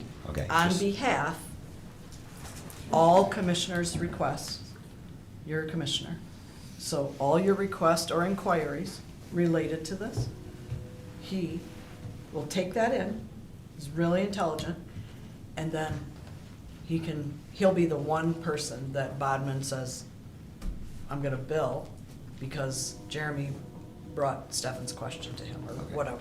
So we're not gonna vote on anything else? We're not gonna. We're voting on him being the contact. That's what my motion is. Roll call. Commissioner Brady, No. Commissioner Glistman, Yes. Commissioner McCarthy, Yes. Commissioner Petrie. Yes.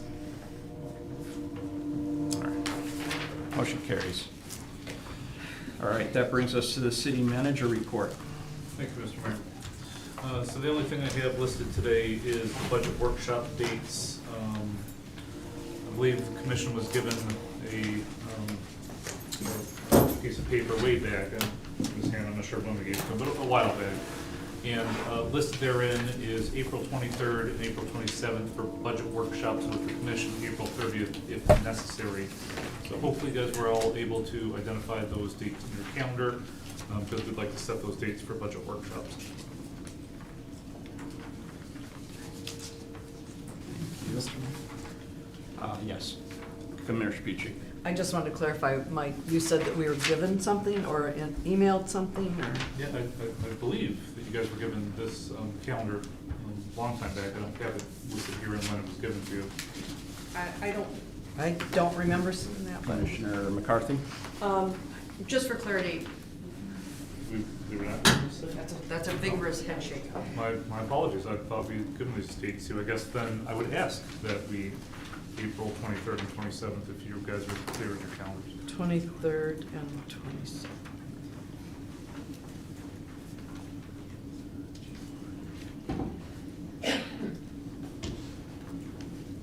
And 27. I have questions, Mr. Ms. McCarthy. Is this an either or? We're gonna either have it on the 23rd or the 27th, because I'd love to join, but the 27th I'm not in state. I believe. See that airplane? Yeah, I see, and I'm a little jealous. No, so we started holding at least 2 budget workshops last year, and we have April 30th if necessary. I won't be here April 30th. Commissioner Glistman. I possibly won't be there that whole week. I'll be out of state, the 23rd through the 27th. So I like the 30th.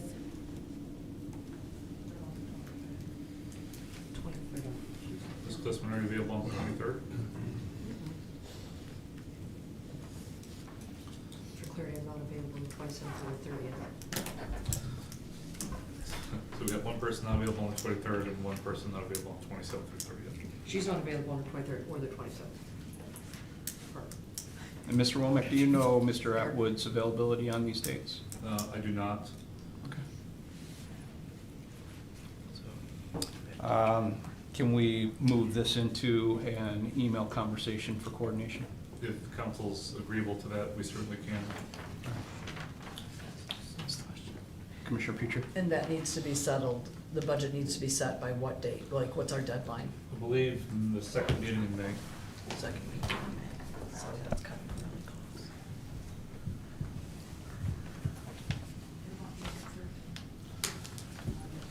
clerk has asked about April 13th for availability purposes. 13, The Monday. 1/3 Correct. of April. Yes. Mrs. Brady's not gonna be happy with that. Anniversary. Birthday. I'll send her some chocolate I can make it if it's the only day. and flowers with your name on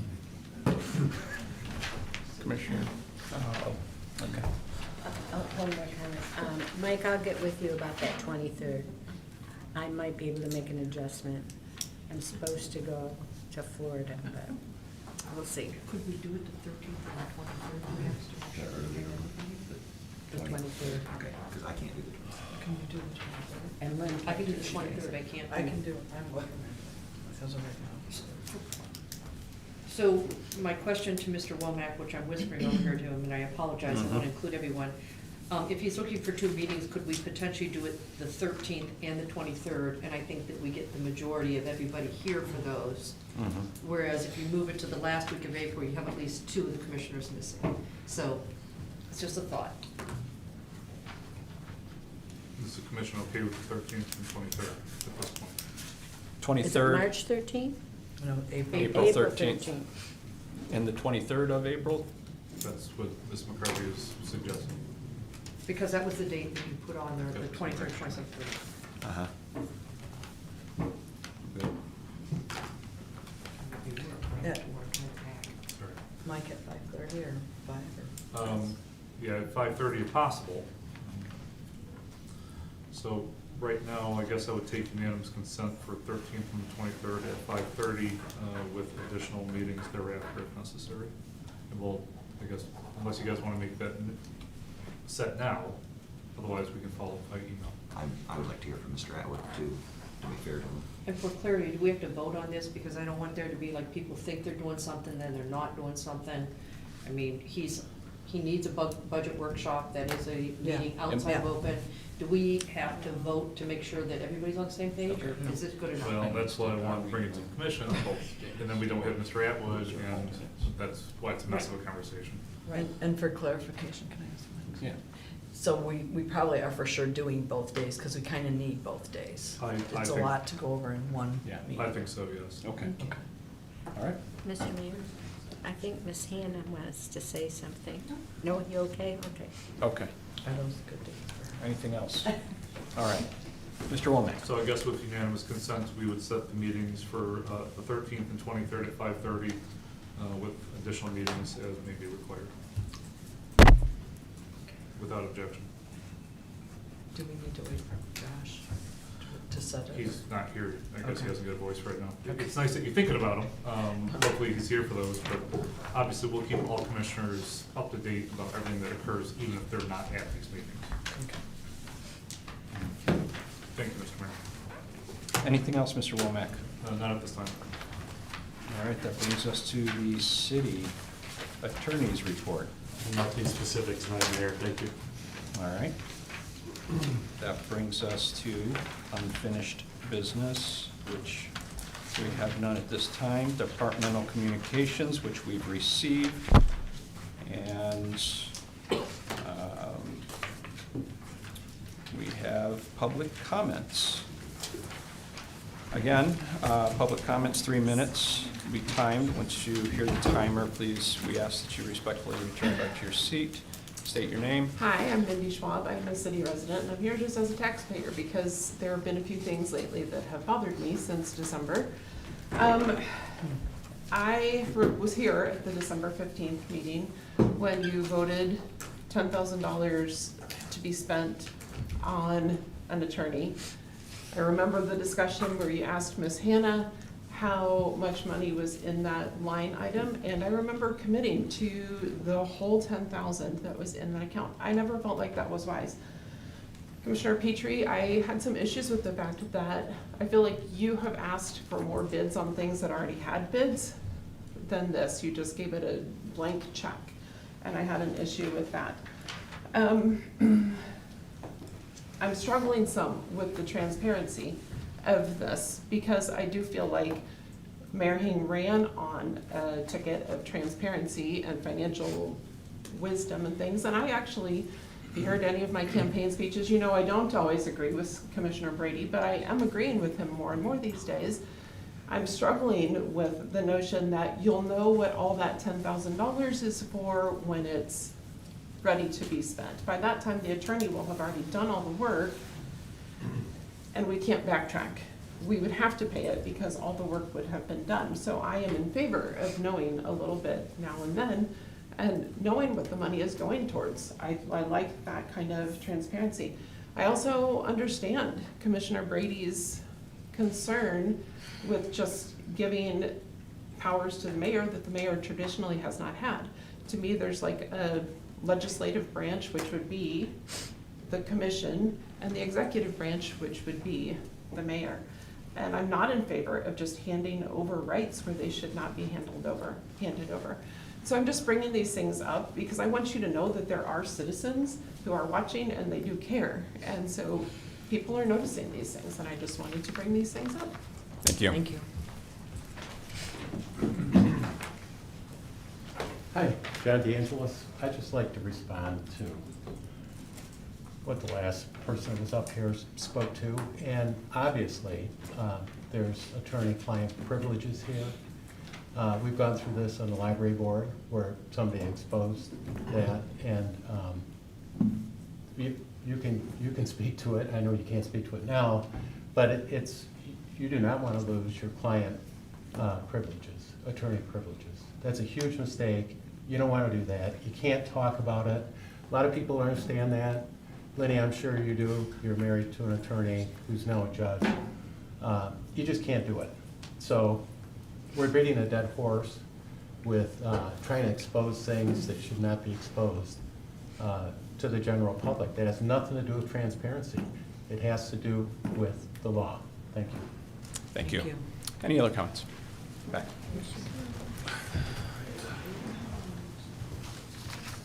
Thank you for you all bearing with me patiently. We're bearing with you patiently as well, I will say. Yes, indeed. Thank you. Listening to some of the comments tonight about the signs, there was a concern expressed from our city manager about the aesthetic degradation of our community. And I would just ask, as you provide oversight to the city planning commission, that same conviction might also be directed toward, 112 tract homes placed directly behind me, as close possibly together as the ordinance would allow. I think maybe you could at least consider the aesthetics of existing Brookwood and say, okay, let's revise the site plan to make the lot sizes equivalent. Also, I didn't use the term corruption lightly when I said that earlier. It looks wonky. Odd that the property is so specifically detailed as far as how much it costs. I don't typically see that in real estate transactions, but $3.6 million for 36 acres. There's a property for sale zoned R1, R2 residential on M24, just as you get in, as you're exiting Metamora, off to the east side of M24. That's 507 acres of rolling hills and undeveloped land, and it's $3.7 million. And there seems to be a relationship between the developer and the property management company. Again, my questions that I would like the city commission to provide oversight is this.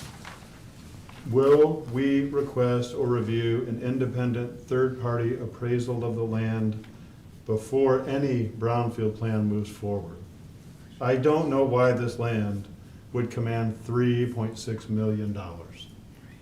Maybe it's because clever government programs exist to help give developers kickbacks, and that would put artificial upward pressure on undeveloped land in Lapeer, but I have never seen 30 acres being intended to be developed into small parcels go for $106,400 an acre.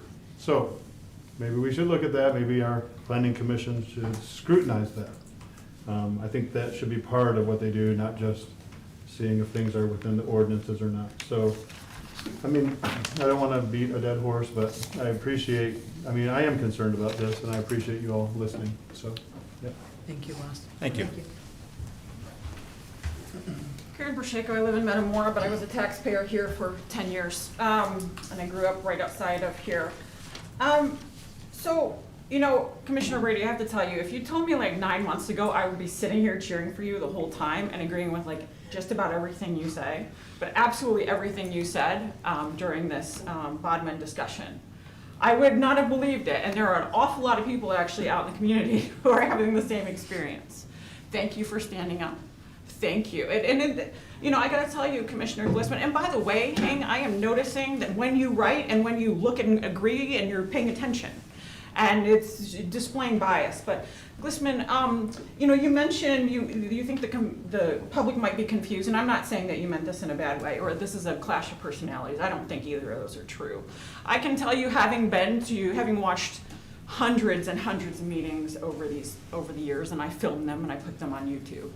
I am very much getting where Brady is coming from, and I very much would have expected, I know, because I've watched trustee training, that Petrie cannot act as the commission. And the mayor cannot act as the commission. You are a body, you can only act as one. I would have expected a closed session. If this is such a private thing, then the commission has to go and do a closed session. So we are not all confused. A lot of us know an awful lot about local government because we've had to learn, because we've watched things happen over the years. You know, I gotta say, Hang, you talk about semantics a lot, and you've got these very forceful interpretations of words. And then particularly, if you look at your welcome letter that is on the website, you're missing a whole bunch of commas in there. That was edited in a wrongful way, really, based on any style that I've ever edited in, and I've been a professional editor. So, and I went to grad school for it. So you are missing parts of the whole. To be making all of these. You also use a lot of judgment language while you judge others for using judgment language. And again, I say that with expertise. I also want to mention, Hang, that on the 4th, February 4th, you came to the school board meeting. And you stood in the doorway and you had your coat and your hood and your hat on the entire time. And a whole bunch of people during the meeting and after the meeting said, "Who is that guy? Why is he standing there like that? It's creepy." You know, that was their judgment of the situation. I just want to encourage you to think about everything is perception. Perception is reality. To people, present yourself in a different way to this community. I'm, again, scared of you based on your intensity in these meetings and your reactivity in these meetings. I just want to reiterate, think about how you present yourself, because that's very different than any mayor I've ever seen, and I've met quite a few. Thank you. Thank you.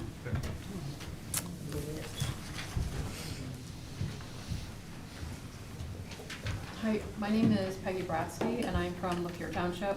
I'm on the Lapeer Library Board, appointed by Lapeer Township. And I just wanted to tell you some really good things that are going on at the library. This is all for the month of March. There's an Alzheimer's support group, Family Literacy Center that's offering child tutoring, book clubs at various branches. There is a carbon monoxide exposure prevention, a self-sufficiency program, Supper and Stories, where families get a free meal followed by story time. There's Game and Puzzle Day, a Lego Club, free workshops, and free workshops with Michigan Works. So there's a lot more. You can go to the website and check out all the good things that are happening at the library. I also wanted to let you know that if you go to marthastewart.com and you look at the prettiest city halls to consider for your weddings, you'll find that the historical Lapeer County Courthouse is number 12 out of 15 of the United States. So I just wanted to let you know that. Thank you. And yours, all the way in the back. Hi, Ann Shank, citizen of Lapeer. I had, sitting here, listening to the zoning discussion. I've been a member, I was appointed to the zoning board, I think it's been about 6 months now. I've yet to attend a meeting because they've all been canceled. And why wouldn't the input of residents of the city regarding zoning issues not be useful and informative versus, it sounds like, from a legal standpoint, with no resident involvement? and people who've been here for a period of time. I would be the newest member, but it would seem to me that a lot of the probative work could have been done by the zoning board. They've got the time, you've got the people, and why be on a board that's not doing anything? You know, if you make a commitment, you want to be active. My other issue is the legal thing. Having been involved makes me sound like I'm not a bad person, but being a nurse, being a member of a professional corporation and having to deal with some different issues, and really had no idea anybody's involvement until it was brought out. To me, what is being billed for is what would be called probative. And I would like to thank you for taking the initiative. If there's some question about a liability issue, there is confidentiality to it, granted. I would much prefer that it be probed or investigated to see if it is something that would be in the city's best interest to have a legal position on. And if there's some conflict of interest in parties, it would require, and not knowing anything about any of this, but if there's a conflict of interest of legal positions, then it would behoove the city to want an outside opinion to preserve or to save my tax dollars and make sure, I'd rather you spend $1,000 today to get an opinion or to get a probative investigation of a situation than ignore it, and we're millions of dollars in debt. As it seems to me, one of the reasons I was forced off the planning commission was because of some legal issue that Janine and I, neither one, were aware of. Thank you. So, Thank you. Thank you. Any others? thank you, Please. Mayor. Bernadette Treese, and I do live in the city of Lapeer. I would like to reiterate much of what Mindy said earlier, and I commend Stephen Brady for standing up and voicing his concerns. I have many of those same concerns myself. I believe the closed meeting or whatever, would have been very beneficial. That aside, I'd like to comment to Mr. Womack how much I appreciate him plowing up on the issues that are going on in our parks and the danger that is to our children. And I 100% look forward to seeing some lighting, and I appreciate the watching over that. I also wanted to comment on the police department's handling of the accident that we had on 24th this week. I happened to be right there, and I wasn't in the accident, thank goodness, but saw the handling of it right afterwards. And for the massive destruction that took place there, they did an excellent, excellent job. Thank you. Thank you. Any others? All right, seeing none, we move to the closing comments of the commissioners. We'll start with Lenny. Great. First of all, I want to thank everyone who came here tonight. It takes a lot of time. We're getting out at 2.5 hours, which is pretty great. We've had them longer.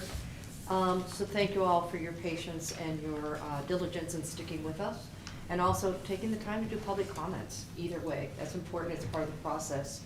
I also want to thank the people that come here each and every week to do prayer. We get a lot of feedback that we shouldn't have prayer. They don't really like city commissioners going down to give prayer.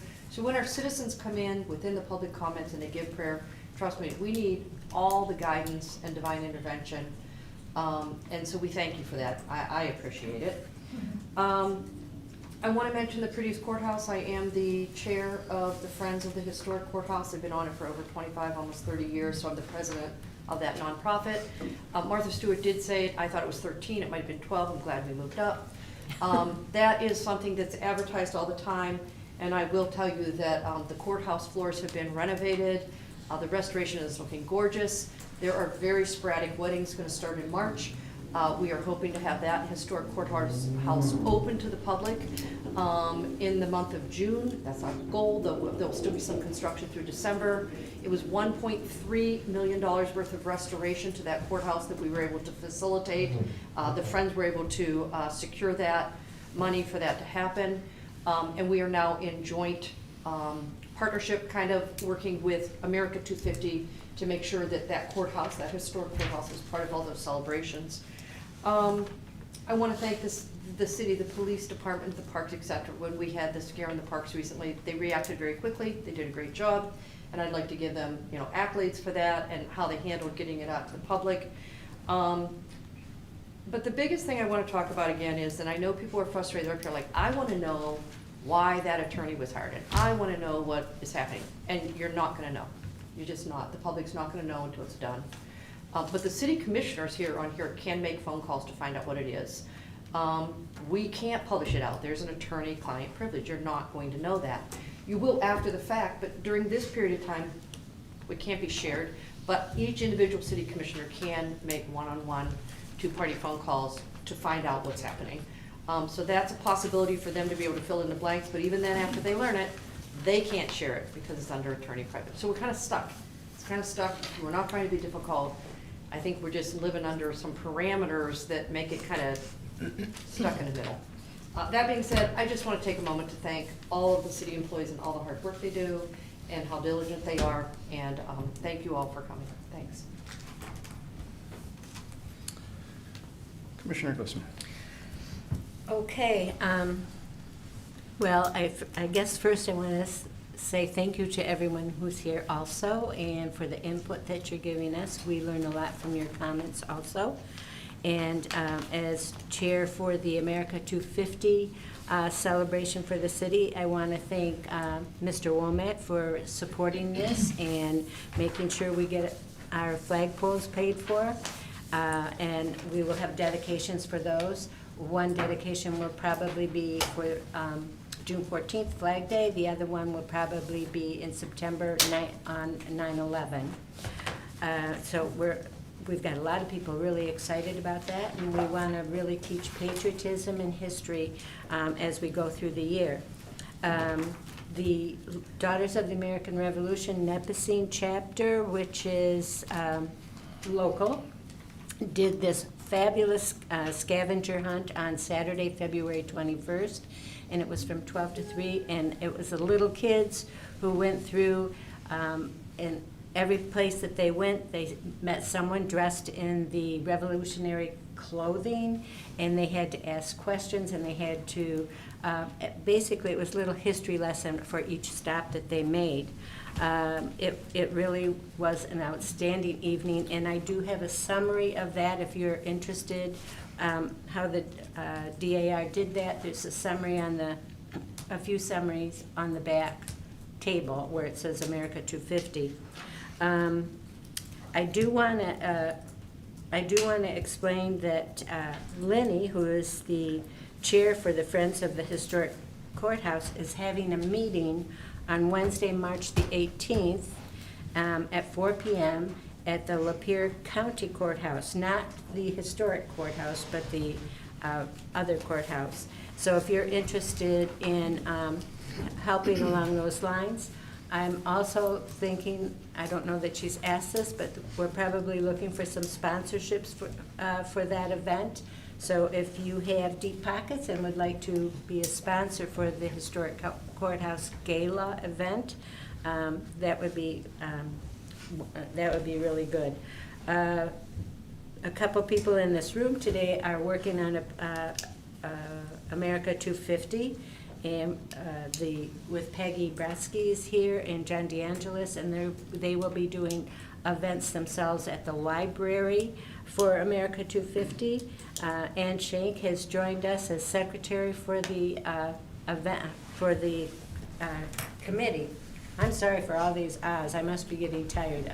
I don't think any of you are tired yet, are you? So anyway, we're moving on, and we will have a lot of events. Our next event for the 250 committee is March the 9th It's a Monday at 3:30 PM at the rec center, lower level. Okay, done. Thank you. Commissioner Brady. I'm not sure if it's appropriate at this time or not, but I would ask to make a motion for a special council to be held in one of our upcoming meetings. Sorry, you put your computer away. So that we can get into the specifics of the Bodman work. All right, Sorry, Mr. Mayor, may I ask a clarifying question? please. Mr. Brady, maybe you just have the nomenclature wrong, but are you asking for a special meeting, or are you asking for a closed session during a regular meeting? What are you asking? I'm asking for a closed session during a regular meeting. Thank you. All right. And I would seek support from that, from the board, who obviously wants to bring things Yeah. into unity. All right. Well, Mr. Francis, I'm going to ask you if, as we heard earlier, Mr. Brady's discontent with bringing motions out of order, an agenda that was already approved, if he has some special privilege per our charter that precludes him from that very same concern that he raised earlier. Mayor, I'm attempting to pull that up. Okay. Right now, I shut down my computer. I'm not aware of any special privilege that any certain council member, commission member has, but Am I not able to make But we did motions? enforce the point of order that he brought and raised earlier against Ms. Petrie. I'm just wondering if there's exceptions to that rule that he knows about that I don't all of a sudden. Is a point of order being raised? It hasn't, but I'm checking on the order right now as the presiding officer. You're questioning whether or not that can. Yeah, as a presiding officer, that's perfectly acceptable since I'm in charge of maintaining order of this commission. Mr. Mayor. Not right now. It's We're my- addressing procedure. I think, Mr. Mayor, you're referring to calls for orders of the day, maybe more so than points of order. I think the motion earlier was, and call the order of the day for everybody out there, is a request for one member to require somebody to confirm the agenda, program, order of business until 2/3 say otherwise.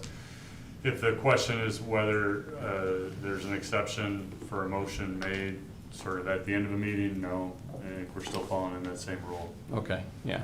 And so it would be inconsistent of us to enforce that rule against one commissioner in the same meeting and then just not enforce it.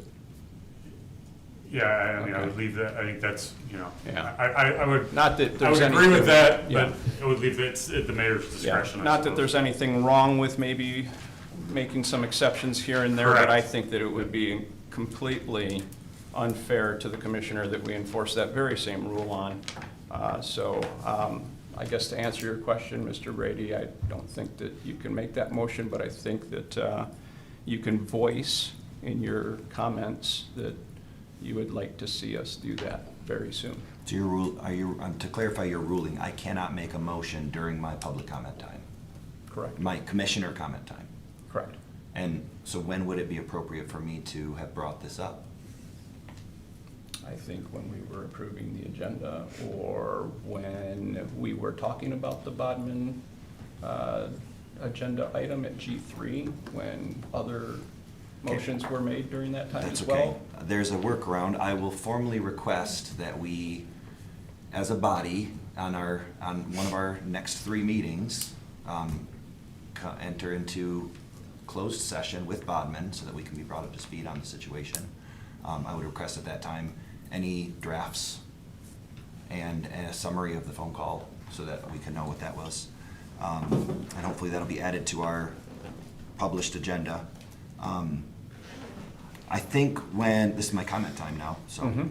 I think when a person presents himself as transparent and wanting transparency, then there's a need for allowing for some people to look into things, right? We need to be able to look into these things. If my questions can be answered, that's wonderful. I would love to have my questions answered. What I don't appreciate is apparent mistruths. I'll say it that way, okay? I was told at December 15th meeting that this particular issue applied to more than one person. I don't find that to be true, based on my understandings. I was also told that they know who they are. And I just don't find that to be true. Based on what I can tell from this limited amount that I'm privileged to, the things that are being said, specifically from the chair, that would carry a lot of weight. If you're gonna have a voice in our proceedings, I would like your voice to be a truthful voice, and I just don't see that. So when we talk about trust, and whether we're gonna just believe that this person can do a thing or not, trust is earned. That's right. Thank you. Indeed it is. Indeed. Mr. Francis, it is. did you, we weren't finished with the, but go ahead. Yeah, just because I think it's germane here, so that there's no misunderstanding in the future. There are several ways to go into closed session.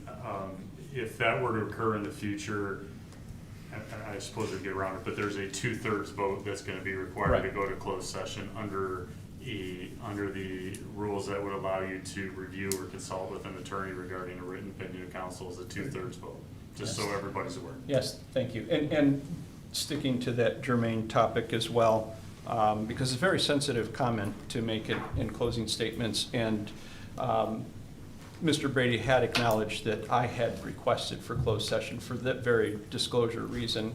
But then turn around in the same meeting and closing comments, make a point that that wasn't very transparent. So I've been trying to be transparent and trying to follow procedure appropriately, the best that I can, within the confines of our policy and our charter and everything else that binds us, right? And Mr. Mr. Francis, I have asked you in emails and correspondence and phone call, even all the way up to today, about closed session procedure and protocol so that we can get this information disseminated and how to do it appropriately. And that is it acceptable that they can call and all this other stuff. And we've covered these grounds, but the public isn't aware of that. And some people up here are aware of that, and they still want to characterize things a certain way. But Mr. Francis, you do acknowledge that I have had these conversations with you, and we have discussed the correct procedure and reasonings to have closed sessions, correct? And when we can do those. Yeah, we've discussed. Yeah. Regarding this topic. With respect to this topic, yes. Very good, yep, thank you. All right, Commissioner Petrie. Yeah, first, I just want to, I've said this before in my commissioner comments, but standards are really important to me. And the standards that I try to achieve are Christ's standards. I fall short of those every single day, every hour of every single day. But I was elected by my peers in this community because they trusted that I would be a voice for them. And my voice is always for the benefit of Lapeer. Somebody's here from Arizona because they come home because they love Lapeer. I want to keep it that way. That's why I ran. I was elected because I think people believe that I really love this community and I care what happens. And I support those that do. I believe with all my heart that Jeremy is a trustworthy man. He's honest. He has raised the standards of this board. I'm very grateful for it. I don't live up to them all the time. I spoke out of order several times tonight, so I apologize. I'm learning. It's been very lax. The people that have watched this over the years are seeing a different way to do it, and it is the correct way. If you read Robert's Rules of Order, he's doing the correct thing, and it's hard. Change is hard. It's not willy-nilly. That is not his personality. He's very organized. He's very direct. I'm very, very grateful for all of your hard work. I know that when you speak, he's already researched it, probably 5 times more than anyone in this room. And I'm so grateful for his thoroughness. And I do trust you, Jeremy, and I'm grateful for all that you're doing, because I know that ultimately the goal is for the betterment and good of this community. And I wish, you're right, Stefan, trust is earned. And so we all need to learn how to trust. I'm grateful for Linda's hard work on the 250 and the Lilac project. She's, Not during comments. She's not supposed to address me personally. It's in our rules and procedures. Those rules and procedures that we hold so tightly to. And she hasn't done it since. She heard your. So thank you, Linda, for all of your hard Not during work, comments. going above and beyond. And Lenny, thank you for all your hard work with the historic downtown, or the historic courthouse. It's beautiful, and you have a real job, so you're going above and beyond all that you're required to do. I'm grateful for that. I'm grateful for every single person in here, staff, citizen that bothered to come and spend their time here tonight and voice their concerns. I'm so grateful that I live in this nation that allows that. I think we all need to realize how lucky we are born into this nation. Thank you again for attending. Thank you for being here. And I hope that people can reach out. My email's open, my phone's open, I'm willing to listen to anybody. I can't always rectify what you may be looking for, but I'm really reasonable, willing to listen. Got my phone posted everywhere. So is Jeremy. So if you have a question, we just can't discuss client-attorney privilege. And we don't hear. Things go on in the city that we don't talk about because you can't. It's part of what we vowed to do. And so there have been other things in the city that people aren't asking about. And even if you did, we can't talk about that either. There's attorney-client privilege that you aren't, if you were elected, you would be privy to it. And unfortunately, if you could all read all the emails that go back and forth and then get, like you would see it in context, you'd have a fully different understanding. So, thanks for coming. Thank you. Before I get to your closing comments, Mr. Francis, I just want to apologize to you for the interruption that you received from another commissioner during your closing I have comments. a very thick old skin. Mr. Mayor, I that do was a point believe of order as a rule of a rule. there is no rule that I you're can, citing. I can cite it to you. Please cite it. Okay? Rules and procedures, letter D, 6, personal comments about other individuals should be avoided. Okay. Why did she say my name? How does that apply here, if you read right below it, because you have a habit of reading the first line and not the one below it? Go ahead. When addressing other members of the commission, they should be addressed by title and/or last name, but not by first name. That would be the correct point of order. But unfortunately, that's not what you're citing, so your point of order fell flat, and I'm apologizing to the commissioner who was interrupted without proper cause. Okay? All right. Mr. Francis, closing comments. None. Thank you. Thank you. All right. Mr. Womack. Thank you, Mr. Mayor. I guess just for future reference, is the city attorney normally given closing comments? No. Oh, my mistake. I just didn't know if Thank that you was for something pointing that out. changed. I apologize. Yep. So, Ms. McCarthy, you indicated that you'd been on the courthouse board for 25 years. Almost 30. So did you start when you were 2? It's really kind, but no. And then my friend Linda over there, she talked to me before the meeting, and she apologized to me that she didn't have historical facts for us. So I found 4, and I will share them with you. 3 which are ironic, I think. In 1793, Sam Houston was born. In 1836, Texas declared its independence, and this is all today. Texas declared its independence from Mexico. And then in 1861, Texas seceded from the United States and joined the Confederacy.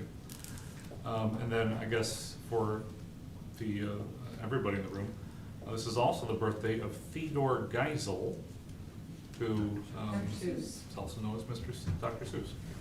That's all I got. Thank you. Thank They you. don't do that. I'm thankful for the library for having this. All right. Well, again, I want to thank everybody for coming tonight and for those watching back at home.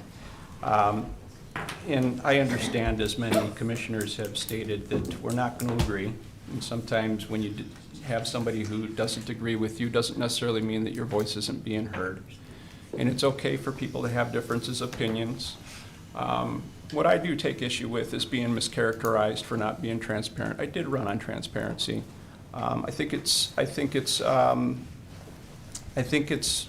bad form to mistake upholding privacy and confidentiality, privilege, what's appropriate to do legally with privileged information and not to do, disclosure and maintaining those privileges is not to be confused with not being transparent. It's called being responsible with privileged information. Closed session, as we'd already worked out with Mr. Francis, what you as the public don't see is that there is a lot of communication that happens between us and the city attorney, the city manager, and there's emails and so on and so forth, intercommunications and things, and all that, and you have to juggle being compliant with Open Meetings Act and everything else. So it's a lot, and mistakes are made, as the mistake of disclosing something that shouldn't have been disclosed into a public agenda. And we just fix them, and we have to give grace to one another for that. But we do have to do better as a city. I've been sitting on several boards, and I'm noting things, and I'm observing. For example, at our last meeting, the pickleball court was approved. But what I would like to see going forward is items that come to us with all the significant relevant considerations worked through before the vote. As it turns out, there were some very significant considerations and then a surprise phase two. Not after. Moving fast is not the same as moving well. Approvals that skip steps create problems down the road that are far more time-consuming and expensive to resolve, and we're facing some of those things these days. Even in that meeting alone, some members of Brookwood showed up and explained how they didn't have their roads finished and their street lights installed, and they still haven't, with no indication that that'll ever happen. How does that happen? That same standard applies to other boards as well. Speaking of lights not being installed. At the Planning Commission, the Allen Edwood neighborhood site plan was approved before all requirement conditions were met. I recently had a conversation with Mr. Womack about this. He was absent at that meeting, and he was curious, how does something like that happen? And my answer to him was, I don't know, because I voted against it for that very reason. The board was asked to trust that staff would follow up before the item advanced further. I voted against that approval, and I want to say clearly why. Because it's not a good record. It's not protection for the future of our residents, especially of that neighborhood. And I want to make a clarification here too. Trust is not a replacement for proper oversight. Just because we trust our staff doesn't necessarily mean that we abdicate our oversight responsibilities. We must do better. Good governance requires that boards engage substantively in decisions before voting them through, including asking genuine questions about candidates, contracts, arrangements before voting. Far too often I found myself sitting on a board where no questions were asked and votes are passed. When decisions arrive fully formed for ratification, the board has lost its independent function. That's my belief. That is not oversight, that's endorsement, blind endorsement. I would encourage all board chairs to allow time for genuine deliberation and ensure that budget actions are recorded with roll call votes. It's hard to know who's voting on money decisions for this city when we just do voice votes, yay, nay. Roll call votes is the standard that this board holds. Other boards should follow in that example. Public record reflects how each member voted, more accurately in my opinion. Our residents also deserve a real way to communicate with city boards outside of a once a month 8 a.m. meeting. telling the public that feedback is welcome is an empty gesture. If there's no mechanism to provide it, talk about transparency and accountability. That's it right there. Not empty gestures. And every time that I've encouraged the public to get a hold of us, they have a mechanism to do so. Every one of us have our emails posted on the city website. There are mechanisms to get a hold of us. And when I ask for the public to get involved and engage and take action, for example, reporting ordinances, I give you a mechanism. I gave you a phone number last time I encouraged public participation in such a thing. So I've raised this concern. In fact, one of those boards 2 consecutive ones in a row at the DDA because residents are asking, constituents are asking. And I'm raising it here publicly now. Our boards need to establish clear, accessible ways for residents to reach board members and staff and to document how that feedback informs their decision. That's transparency. That's accountability. Beyond Al and Edwin, we've seen a board meeting relocate without proper public notice. I don't see the public member here present at the moment, must have went home, but there was a complaint there on this very issue. It was potentially a violation of the Open Meetings Act, and we've seen boards vote on arrangements they were not given adequate information to evaluate. These are not isolated incidents. They reflect a broader accountability gap that I intend to keep naming until it's addressed. And I want to clarify an administrative matter tonight regarding the Planning Commission. And it specifically has to do with a conversation that I had with Mr. Womack in that same conversation about how a particular thing went through without all requirements being met. And it happens to relate to a mayoral authority in section C4.5D of our charter. In section C4.5D, which people keep bringing up, the mayor shall exercise only such powers as this charter or commission shall specify or confer upon him. What that means is that the charter has authority vested in the mayor all over the place, not just in that chapter. But you got to read the whole thing to know what the mayor has authority to do. Same with the commission, same with the city manager, same with department heads. It's not just in one little paragraph, it's all over. It's in the code. And that particular line basically says, whatever you find in this charter, that's what he's allowed to do, he or she. And whatever the commission votes to allow, that's what he or she is allowed to do. And that is the exact process we use up here. And it hasn't been any different than that. Nothing outside of that has happened since November 17th. All right? So that brings me to, under our charter in code section 2, section 10, the administrative official member's term, this is concerning the Planning Commission, runs with the appointing mayor's term. It further goes on to explain that the appointing mayor designates, and it's not an appointed, it doesn't get voted on, it's discretionary, it could be withdrawn at any time, but as long as it's not withdrawn, it ends at the presiding mayor's term designated, that official. It doesn't state which city official. Well, since I've taken office, I have not formally designated that role. The prior designation concluded with the previous mayor's term. I've known this for a little bit of time. Mr. Womack has recently come to me with a complaint after a recent conversation with city manager in which he expressed some discomfort about serving in a voting capacity on matters where he also works administratively with applicants and developers. I believe it's appropriate to clarify that structure going forward. For clarity of record, I will not be designating the city manager as an administrative official member of the Planning Commission. He will, however, continue attending Planning Commission meetings in his professional capacity to provide staff support and expertise, which he has offered and I think also aligns with his charter designed duties. This is a charter clarification and structural adjustment to ensure clear role separation, and I wanted to put it on the record before Planning Commission's next meeting on March 12th.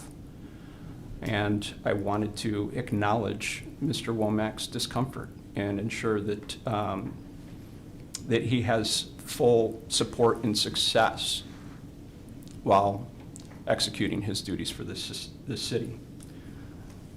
Our boards do important work, and they make real decisions about land use, development, zoning, and public resources. Those decisions affect your neighborhoods and your daily life. The Zoning Board of Appeals appointment will be coming before the commission next regular meeting, and I want to invite any interested Lapeer residents to consider applying. Prior service on a board doesn't guarantee a reappointment, just to be clear, and we are looking for people who are engaged, informed, and committed to doing work well. If you care about how the city is governed, then get involved, please. Apply for a board seat, show up, ask questions. That's how we make Lapeer better. Information on how to apply is available through the clerk's office, and the phone number is posted directly on our website, so you know how to get in contact. And in closing, I want to say that, yes, and I agree with all of the comments that have been made to this point. The police and the staff, and it's not just the police and parks and DPW, but it's a huge collective team working towards the safety and betterment of this community. What was in the news about the parks, safety is utmost priority and concern as we watch I watch how everybody interacts in all the different departments, and they work in unison and synergy, and it's just a great thing to see, and we need more of that, and we need that to rise up and be acknowledged, because these are good things and we have good people working for us, and they should be acknowledged for that. And so thank you to the staff, and to you, Mr. Womack, and to the residents who have been involved in providing extra details and all of that effort. Thank you so much. And thank you to the public who come and are engaged and speak and watch. Keep showing up, keep watching. Your presence matters, your voice belongs in this conversation. That's all I have. Have a good night. With that, we'll move to adjourn the meeting. Support? Yep, support. Meeting adjourned.